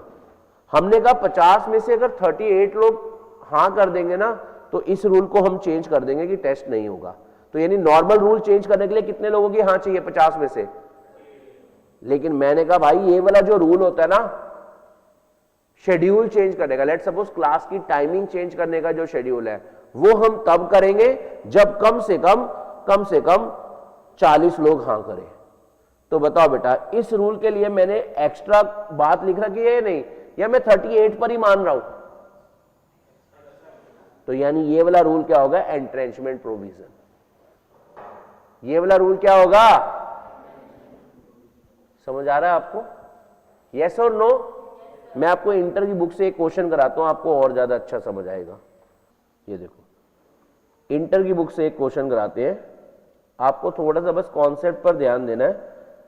ये देखो, कह रहे Yadav dairy product private limited has registered its article along with the memorandum at the time of registration of a company in December 2019। बेटा यादव डेयरी एक कंपनी है, इन्होंने अपना एमओए और एओए जमा कराया था कंपनी बनाते वक्त, ठीक है। Now the director of the company are of the view, अब कंपनी के डायरेक्टर ऐसा सोच रहे हैं that provision of article regarding forfeiture of share, यानी जो फॉरफीचर ऑफ शेयर से रिलेटेड रूल्स है, एओए में जो फॉरफीचर ऑफ शेयर से रिलेटेड रूल्स है, शुड नॉट बी चेंज्ड, ये रूल चेंज नहीं होना चाहिए। मतलब फॉरफीचर का रूल तब तक चेंज नहीं होगा जब तक कितने लोग ना हाँ कह दें। तो बताओ आपको क्या लग रहा है, ये वाला रूल नॉर्मल रूल लग रहा है या एंट्रेंचमेंट प्रोविजन लग रहा है? क्या बोलोगे? आवाज में दम नहीं है क्या? एंट्रेंचमेंट प्रोविजन लग रहा है। समझ आ रहा है आपको? ठीक है ना। While as per section 14 of the Companies Act, article may be changed by passing SR. तो one of the directors said they cannot make a provision against the company act. तो आपसे पूछ रहे हैं क्या हम ये वाला प्रोविजन अपना ये वाला रूल रख सकते हैं एओए में या नहीं, यानी एओए में कोई एंट्रेंचमेंट प्रोविजन इंक्लूड कर सकते हैं या नहीं, आपसे पूछ रहे हैं। बताओ। एक डायरेक्टर कह रहा है नहीं भाई सिर्फ एसआर से ही सारे काम हो जाते हैं, ऐसा कुछ नहीं है कि 90% वाला। क्या हम 90% वाला रख सकते हैं या नहीं रख सकते? मैं आपसे पूछ रहा हूं, क्या कह रहे हो? बोलते क्यों नहीं? क्या कह रहे हो? हाँ अब बोलो ना। रख सकते हैं। तो देयरफॉर क्या लिखा हुआ है? In the present case Yadav dairy private limited is a private company and wants to protect the provision of article. वो अपने आर्टिकल्स को प्रोटेक्ट करना चाहती है रिगार्डिंग कौन से वाले रूल को? फॉरफीचर। तो it means it want to make entrenchment of which is, ऐसा करना अलाउड है। मतलब आप ये नहीं कहेंगे सारे रूल 75% पर ही चेंज हो जाएंगे, कुछ रूल ज्यादा लोगों के बोलने पे, ठीक है ना। But the company will have to pass a resolution taking the permission of all the member. और ये तो अभी मैंने बातें करी नहीं। क्या आपको यहां तक का पॉइंट समझ आया आपको या नहीं आया? यानी आपके एओए में एंट्रेंचमेंट प्रोविजन हो सकते हैं या नहीं हो सकते? पहली बात हो सकते हैं। और बताओ अगर कोई प्रोविजन एंट्रेंचमेंट हो गया, अगर कोई प्रोविजन एंट्रेंचमेंट, फिर बताओ क्या होगा? अब उसको चेंज करने के लिए एसआर से काम चलेगा या एसआर से भी ज्यादा लोगों से हाँ बुलवानी पड़ेगी? समझ आ रहा है? यानी अगर आप किसी चीज को चेंज करने के लिए एसआर से भी ज्यादा रिस्ट्रिक्शंस रख देते हो तो वो क्या हो जाता है? Entrenchment provisions. क्या आपको समझ आ गया? पक्का ना? ठीक है जी। तो ये लिख लिया था आपने यहां तक? लिखो फिर। द आर्टिकल, ये लिखा ना, the article may contain provisions for entrenchment which means specified provisions of the article may be altered. अगर आपने किसी प्रोविजंस पर क्या लगा दिया है, एंट्रेंचमेंट लगा दिया, मतलब एक एक्स्ट्रा ताला लगा दिया है, तो इसका मतलब क्या हुआ, specified provision of the article may be alter. फिर आप उस प्रोविजंस को तभी ऑल्टर कर पाओगे ओनली इफ द कंडीशंस और procedure as that are more restrictive than those applicable in SR. समझ आ रहा है आपको? एसआर से भी टफ वाली रेस्ट्रिक्शंस को अगर आप पालन कर लेते हैं तो आप चेंज कर पाओगे, अदरवाइज आपको चेंज करना अलाउड नहीं है। अगला पॉइंट लिखना इसमें, पॉइंट नंबर कौन सा बनेगा?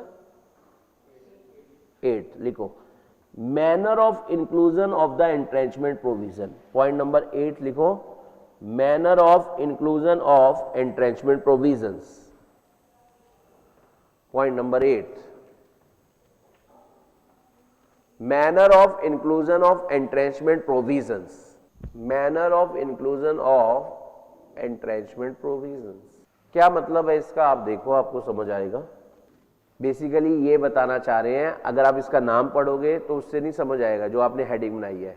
ये कहना चाह रहे हैं आप अपने एओए में ये एक्स्ट्रा ताला कब कब लगा सकते हैं।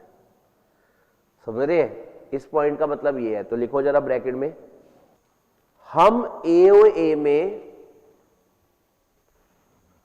कब कब एंट्रेंचमेंट प्रोविजन इंक्लूड कर सकते हैं। हम एओए में कब कब एंट्रेंचमेंट प्रोविजन इंक्लूड कर सकते हैं, मतलब किसी रूल पर एक्स्ट्रा ताला लगा सकते हैं। आप समझ रहे हो? हम कब कब किसी रूल पर एक्स्ट्रा ताला लगा सकते हैं, इसको कह रहे हैं manner of inclusion of entrenchment provisions. जी समझ आ रहा है आपको या नहीं आ रहा? तो आप 2 झूले लटका दो। कब कब आप एंट्रेंचमेंट प्रोविजन लगा सकते हो? फर्स्ट वाले पे लिखना, फर्स्ट वाले पे लिखना, eight the time of formation of company. Eight the time of formation of company, यानी जिस समय आप कंपनी फॉर्म कर रहे हैं, जिस समय आप कंपनी बना रहे हैं, उस समय अपने एओए में ये लिख सकते हैं कि भाई इस रूल पर क्या लगाया है हमने, एक्स्ट्रा ताला। समझ रहे हैं आप?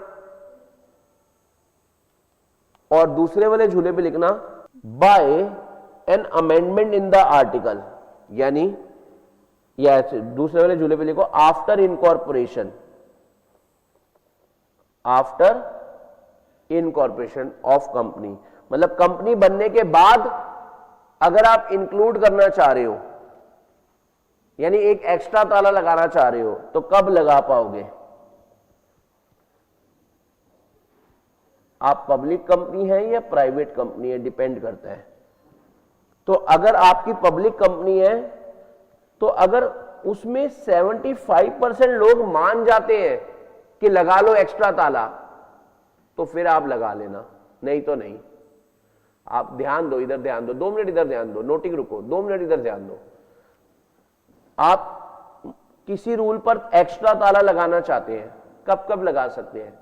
कंपनी बनते वक्त भी और कंपनी बनने के, तो अगर आप कंपनी बनने के बाद एक्स्ट्रा ताला लगाना चाहते हो तो एक्स्ट्रा ताला लगाने से पहले अगर आपकी पब्लिक कंपनी है तो वहां के 75% लोग मान जाए, और अगर आपकी प्राइवेट कंपनी है तो सारे लोग मान जाएंगे, तो ही आप एक्स्ट्रा ताला लगा सकते हो।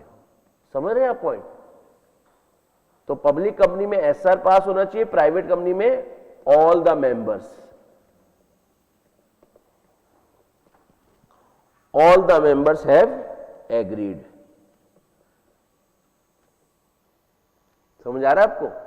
आप एक्स्ट्रा ताला कब कब लगा सकते हो? कंपनी बनाते वक्त भी लगा सकते हो और कंपनी बनने के बाद भी, लेकिन कंपनी बनने के बाद तब लगा पाओगे, कंपनी बनने के बाद तब लगा पाओगे अगर आपकी पब्लिक कंपनी है और उसमें क्या पास हो जाए, एसआर, और अगर आपकी प्राइवेट कंपनी है तो सब सारे मेंबर मान जाए। ठीक है ना? हेलो, कुछ समझ आ रहा है? 100%? ठीक से। अगला लिखना, लिखो अगला point, when ever article contains provisions for entrenchment, whenever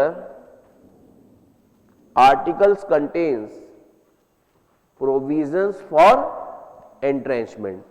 कह रहे जब भी कंपनी के एओए में एंट्रेंचमेंट प्रोविजन होंगे, मतलब किसी रूल पर, बोलना आपको पड़ेगा, मैं नहीं बोलूंगा, किसी रूल पर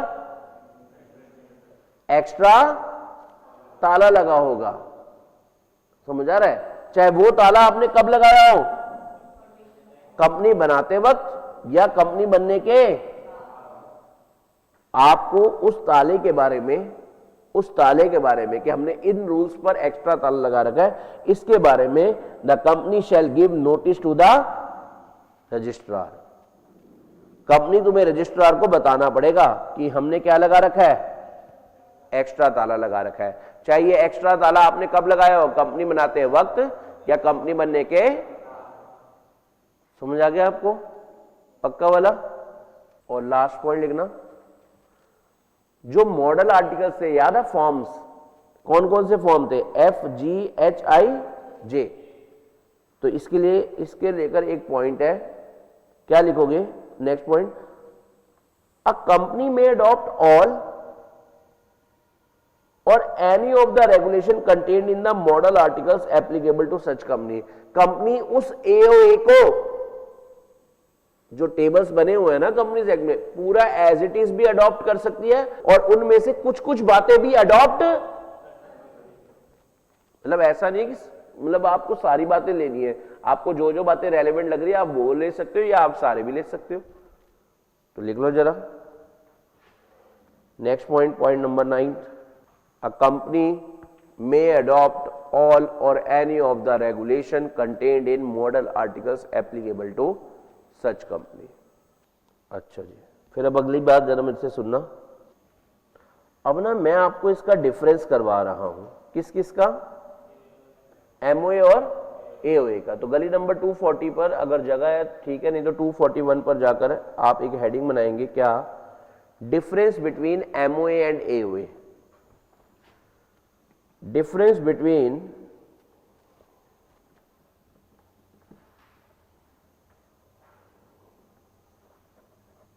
MOA and AOA, यानी हम MOA और AOA में डिफरेंस पढ़ने जा रहे हैं, यानी MOA और AOA आपस में एक दूसरे को कह रहे हैं अब हमारे में बहुत डिफरेंसेस आ चुके हैं। समझ आ रहा है आपको? आओ जरा कौन कौन से डिफरेंसेस आ चुके हैं उसके लिए 3 कॉलम बनाओ। पहला बेसिस, दूसरा एमओए, तीसरा एओए। Basis, MOA, AOA. चलो पहला बेसिस ऑब्जेक्टिव, पहला बेसिस आ गया अपना ऑब्जेक्टिव। देखो मैं आपको बताता हूं एमओए आपको क्या बताता है या एमओए क्यों बनाया जाता है। देखो एमओए से हमें पता चलता है कि हम क्या कर सकते हैं, तो सर फिर एओए क्यों बनाया जाता है, उसको बनाने का क्या ऑब्जेक्टिव है, इससे हमें पता चलता है कि वो काम हम कैसे कर सकते हैं। क्या कर सकते हैं वो बताता है एमओए, कैसे कर सकते हैं वो कौन बताता है, बोलना आपको पड़ेगा। क्या कर सकते हैं कौन बताता है, कैसे कर सकते हैं वो, यानी एमओए डील करता है व्हाट और एओए डील करता है how.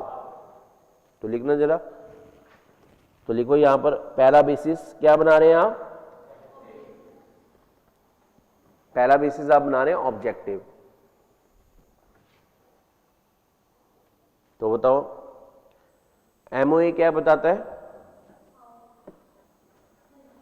What are the objectives of the company, यानी ये व्हाट में डील करता है, कंपनी क्या कर सकती है वो बताता है। जबकि ये बताओ एओए बताता है how these objectives can be achieved.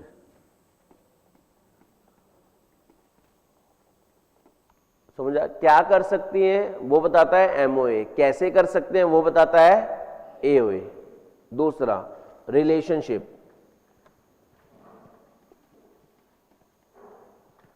दूसरा अपना क्या आ गया, रिलेशनशिप।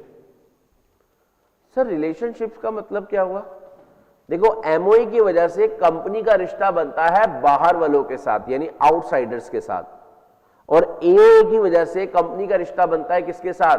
कंपनी के खुद के मेंबर्स के साथ।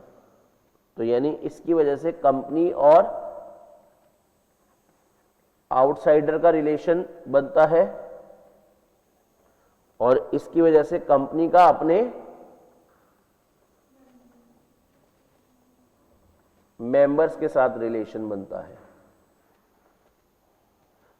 अच्छा, ऑल्ट्रेशन, अगर आप एमओए में कोई चेंजेस करना चाहते हैं, अगर आप एमओए में कुछ चेंजेस करना चाहते हैं, मतलब एमओए में जो 6 बातें लिखी हुई हैं उनको चेंज करना चाहते हैं, उनमें से कोई भी बात चेंज करना चाहते हैं, तो आपको परमिशन लगती है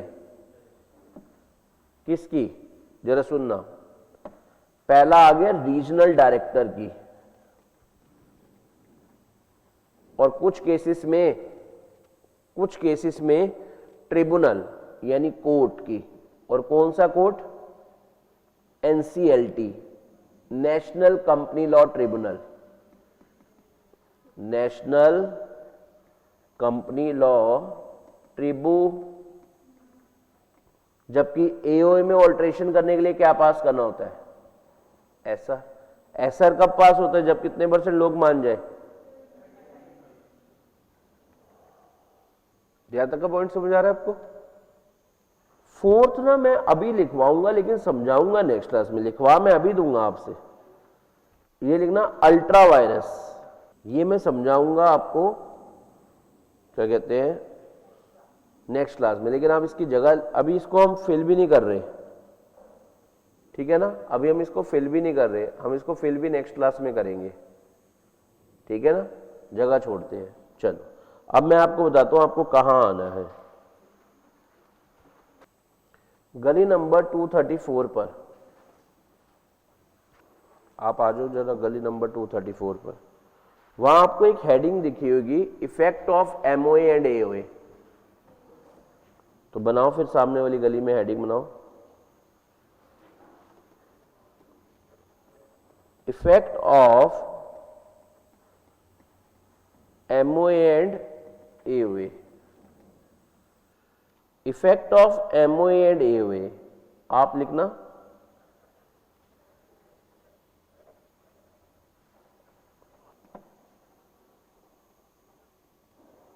देखो कंपनी अपने एमओए और एओए की वजह से कंपनी अपने मेंबर के लिए लायबल होती है, और मेंबर अपने कंपनी के लिए लायबल होते हैं, लेकिन मेंबर आपस में एक दूसरे के लिए लायबल नहीं होते। कंपनी अपने मेंबर के लिए लायबल होती है, और मेंबर अपनी कंपनी के लिए लायबल होते हैं, पर मेंबर आपस में एक दूसरे के लिए लायबल नहीं होते। और कंपनी आउटसाइडर के लिए भी लायबल नहीं होती। अभी फाउंडेशन लेवल पर बस ये 4 पॉइंट्स आपको पता होने चाहिए। एमओए और एओए की, एमओए और एओए पे कंपनी अपने मेंबर के लिए लायबल होगी, मेंबर अपनी कंपनी के लिए लायबल होंगे, पर मेंबर आपस में एक दूसरे के लिए लायबल नहीं होंगे, और कंपनी लेकिन आउटसाइडर के लिए भी लायबल नहीं होगी। समझ आ रहा है आपको यहां तक का पॉइंट या नहीं? हाँ जी, क्या आपको सेक्शन 10 तक समझ आया यहां तक? ठीक है, चलो आप सब ऐसा करो, गली नंबर 228 पर आओ, गली नंबर 228 पर आओ, और वहां पर ना आपको एक कंपनी दिखेगी, सेक्शन 8 कंपनी। देखो दिख पा रही है? सेक्शन 8 कंपनी थोड़ी देर पहले भी बात हुई थी, कौन सी कंपनी होगी? तो इसके यहां पर लिखो, इस हेडिंग में ही, to be covered from significant points. ICI ने ना कुछ इंपॉर्टेंट पॉइंट्स इसके लिए बनाकर दे रखे हैं, वो मैं आपको पढ़ाऊंगा, और उसके थ्रू आपको अंडर सेक्शन 8 कंपनी के बारे में पता चल जाएगा। चलिए स्टार्ट करें, आप सब रेडी है? चलो अच्छा, ये वाली कंपनी का ऑब्जेक्टिव आपको कैसा लग रहा है?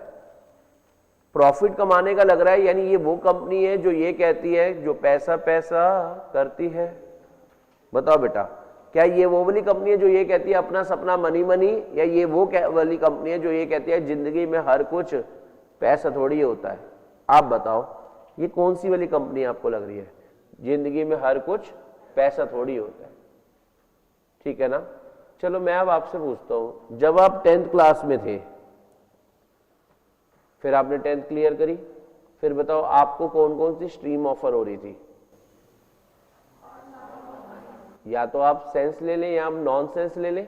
तो आपने क्या अडॉप्ट करी, साइंस या नॉन साइंस? आपने साइंस ली थी, फिर अल्टीमेटली आपको भी किस में आना पड़ा?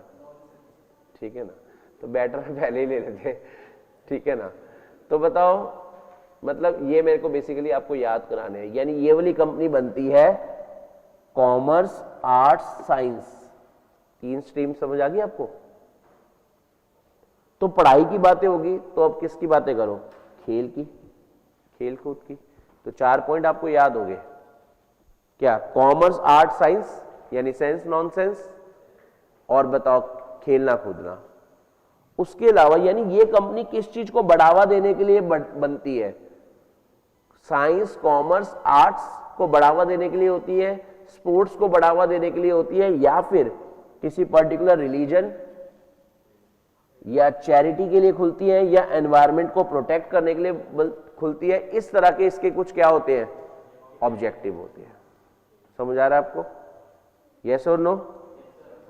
तो पहला पॉइंट इसको हमें यहीं से ही करना है, आपको यहीं से मार्क करना है और आप मार्क करते जाना जो जो हो रहा है। यानी ये कंपनी किसके लिए बनती है? कॉमर्स, आर्ट, साइंस, स्पोर्ट्स, किसी रिलीजन, चैरिटी या एनवायरनमेंट प्रोटेक्शन को प्रमोट करने के लिए बनती है। अच्छा, इस तरह की कंपनी खोलने के लिए आपको मिनिमम इतने पैसे चाहिए ऐसा कोई भी रिक्वायरमेंट नहीं है। 2 बातें समझ आई हैं आपको? ठीक है। अगला पॉइंट जरा सुनना, जो ये कंपनी है इसका ऑब्जेक्टिव प्रॉफिट कमाना नहीं होता, क्या इसको प्रॉफिट होते हैं? मेरा आपसे एक सवाल है, क्या आप एनपीओ का चैप्टर में इनकम एंड एक्सपेंडिचर अकाउंट बनाते थे? तो यानी क्या उनमें भी प्रॉफिट लॉस होते हैं या नहीं? सरप्लस और डेफिसिट सुना है ना आपने? और आपको बताऊं यही संस्थाएं सबसे ज्यादा कमा रही है। देखो, भगवान भी उनको देता है जिनको नहीं चाहिए, और जिनको चाहिए उनको नहीं मिलता। पॉइंट समझ रहे हो आप बात? आप बताओ, एनपीओ ही अमीर है। आप अपने पूरे लाइफ टाइम में आपके पिताजी ईमानदारी की कमाई से चलते हैं और पूरी जिंदगी में एक छोटी सी दुकान एक्स्ट्रा नहीं खरीद पा रहे होते।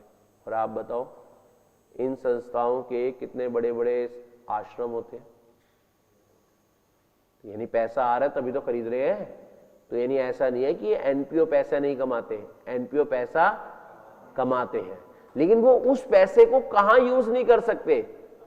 अपने मालिकों को नहीं दे सकते एज डिविडेंड, वो देने पर प्रोहिबिशन है। आप उस पैसे को कहां इस्तेमाल करोगे? अपने ऑब्जेक्टिव को प्रमोट करने में। यानी uses its profit for promotion of the objective for which formed and does not declare dividend to the member। यानी इन पैसों से आप कंपनी के मालिकों को डिविडेंड नहीं दे सकते। वेरी इंपॉर्टेंट पॉइंट है, वेरी इंपॉर्टेंट पॉइंट है। इस पर क्वेश्चन बना लेता है आईसीआई कई बारी। आईसीआई कई बारी क्वेश्चन बना देता है कि कंपनी अपने मेंबर्स को डिविडेंड देना चाहती है, तो क्या वो डिविडेंड दे सकती है या नहीं? तो आपका क्या जवाब होगा? नहीं दे सकती जी। समझ आ रहा है आपको? अच्छा, इस तरह की कंपनी को अपने नाम के एंड पर लिमिटेड और प्राइवेट लिमिटेड जैसे शब्द यूज करने की जरूरत भी नहीं है। हाँ, ये कुछ suitable name like club, chamber of commerce, इस तरीके के फाउंडेशन, फेडरेशन, फोरम, इस तरीके के शब्द यूज करना इसे अलाउड है। क्या आपको यहां तक की बातें समझ आई है? नहीं। अच्छा, अगर आपको ये वाली कंपनी बनानी है तो ऐसी कंपनी बनाने के लिए आपको क्या लेना पड़ता है? Special licence from the central government. ऐसी कंपनी बनाने के लिए आपको क्या लेना पड़ता है? सेंट्रल गवर्नमेंट से अलग से लाइसेंस लेना पड़ता है। लेकिन सेंट्रल गवर्नमेंट ने लाइसेंस देने की पावर डेलीगेट कर दी है। किसको? CG has delegated their power to, ठीक है ना। तो यानी बेसिकली सेंट्रल गवर्नमेंट के ब्रैकेट में क्या लिख दोगे आप, यानी इस तरह की कंपनी के लिए आपको स्पेशल लाइसेंस लेना पड़ता है फ्रॉम सेंट्रल गवर्नमेंट, यानी कौन, ROC। मतलब आप NPO वाले काम करना चाहते हो तो आपको अलग से एक लाइसेंस भी लेना पड़ेगा। यहां तक का पॉइंट समझ आया, पक्का, ठीक है जी। सर अगर हम जिन शर्तों पे हमें लाइसेंस मिला हम उसे फॉलो नहीं करते तो बताओ बेटा, आपका लाइसेंस रिवोक वर्ड का मतलब होता है कैंसिल कर दिया जाएगा। अगर जिन शर्तों पर आपको लाइसेंस मिला था आपने उसको फॉलो नहीं किया, अगर आपने उसको फॉलो नहीं किया तो आपका लाइसेंस क्या कर दिया जाएगा, कैंसिल। ये लिखना जरा। अगर आपने कॉन्ट्रावेंशन करा, सामने वाली गली में लिखना पड़ेगा, अगर आपने क्या करा, कॉन्ट्रावेंशन करा, तो आपका लाइसेंस क्या कर दिया जाएगा, कैंसिल। उसके अलावा आपको लाइसेंस कैंसिल के अलावा आपको क्या कहा जाएगा कि अपने नाम में ऐड कर लो लिमिटेड या प्राइवेट लिमिटेड, क्योंकि तुम NPO वाले काम ही नहीं कर रहे।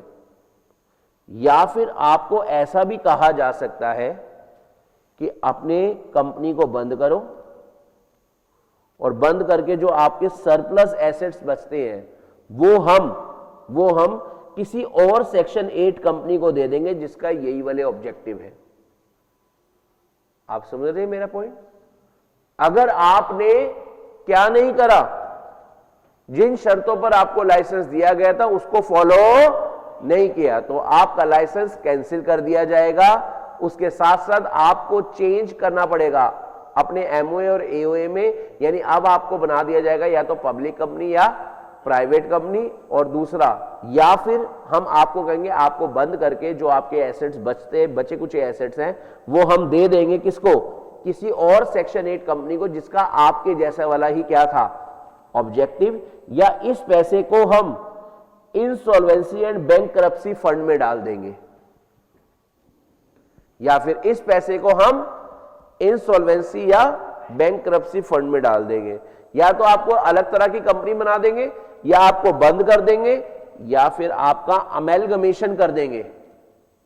किसके साथ अमेलगमेशन, मतलब आपको मर्ज कर देंगे किसके साथ, किसी और सेक्शन 8 कंपनी के साथ जिसका सेम ऑब्जेक्टिव है। पॉइंट समझ रहे हैं आप। एक क्वेश्चन जैसे आप करोगे ना, ऐसा आपको क्वेश्चन दिखेगा। एक स्कूल खुला था चैरिटेबल पर्पस के लिए, पर वो शर्तों को पूरा नहीं कर रहा, वो पैसा कमा रहा है पब्लिक से, तो फिर उस केस में आपको क्या करना चाहिए, तो आप ये सारा लिख कर आएंगे। उस स्कूल का लाइसेंस रद्द कर देना चाहिए, या उस स्कूल को एक नॉर्मल कंपनी, पब्लिक या प्राइवेट कंपनी में कन्वर्ट कर देना चाहिए, या उसको बंद करवाकर उसके जो एक्स्ट्रा एसेट्स बच रहे हैं, सरप्लस एसेट बच रहे हैं, वो किसी और कंपनी को दे दो, या इसका बेच के पैसा इंसॉल्वेंसी एंड बैंकरप्सी फंड में डाल दो, या फिर इसको किसी और संस्था के अंदर मर्ज कर दो। और साथ साथ आपको क्या भी लगेंगी पनिशमेंट, 10 लाख से 1 करोड़ रुपए कंपनी से लेंगे, और डायरेक्टर और ऑफिसर से 25,000 से लेकर 25 लाख तक। और अगर ये सब करने के पीछे फ्रॉड था तो इनको सजा दी जाएगी अंडर सेक्शन 447। बोलो जी बोलो, आया कुछ समझ। ये भी इंपॉर्टेंट पार्ट है, तो यही बात लिखी हुई है।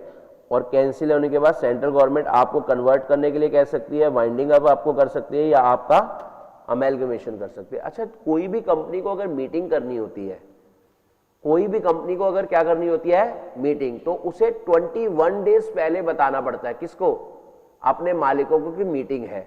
लेकिन जो अंडर सेक्शन 8 कंपनी है उनको 14 डेज पहले। तो जो under section 8 company can call it's journal meeting, यानी मालिकों की मीटिंग बाय गिविंग कितने दिन पहले, जबकि नॉर्मल कंपनी को अच्छा minimum number of director, independent director वाली रिक्वायरमेंट इन्हें नहीं लगती, मतलब इनके ऊपर नहीं लगती। सभी कंपनी को इतने मिनिमम डायरेक्टर रखने होते हैं, इतने इंडिपेंडेंट डायरेक्टर उसमें से होने चाहिए, ऐसे वाले रिक्वायरमेंट इनके ऊपर एप्लीकेबल नहीं होती। किन के ऊपर एप्लीकेबल नहीं होती, सेक्शन 8 कंपनी पर। और इन्हें nomination and remuneration committee, share holder relationship committee, ये आप सीए फाइनल में पढ़ोगे, ऐसी वाली कमेटीज बनाने की भी जरूरत नहीं होती। आप समझ रहे हैं? और लास्ट बात, ये भी इंपॉर्टेंट है, इन जनरल पार्टनरशिप फर्म किसी भी कंपनी की मेंबर नहीं बन सकती, लेकिन अंडर सेक्शन 8 कंपनी की मेंबर बन सकती है। A partnership firm can be a member of section 8 company. ये भी इंपॉर्टेंट पॉइंट है, ये भी इंपॉर्टेंट पॉइंट है। समझ आ रहा है आपको? तो अगर इसके वैसे थोड़े सा इन्हीं को इन अदर वर्ड्स में बता रखा है, कंपनी कैसे फॉर्म, किस लिए फॉर्म होती है? चैरिटेबल। और ये अपने प्रॉफिट को कहां इस्तेमाल करेगी? ऑब्जेक्टिव में। इससे डिविडेंड नहीं दे सकती। यहां पर मेंबर की लायबिलिटी लिमिटेड होती है, लेकिन इनको अपने नाम के एंड पे लिमिटेड, प्राइवेट लिमिटेड यूज नहीं करना होता। और इन्हें क्या देना होता है? एक स्टेटस लेना होता है। और ये स्टेटस कौन देता है? सीजी। लेकिन सीजी ने अपनी पावर डेलीगेट कर दी टू द आरओसी। और अगर आप शर्तों को पूरा नहीं करते तो आपका लाइसेंस क्या कर दिया जाएगा? कैंसिल। ठीक है ना? और ये एप्लीकेशन ऑफ प्रॉफिट वाला तो ऐसी है। यहां तक का पॉइंट समझ आ गया आपको? पक्का? चलो ठीक है, चलो आज के लिए इतना ही।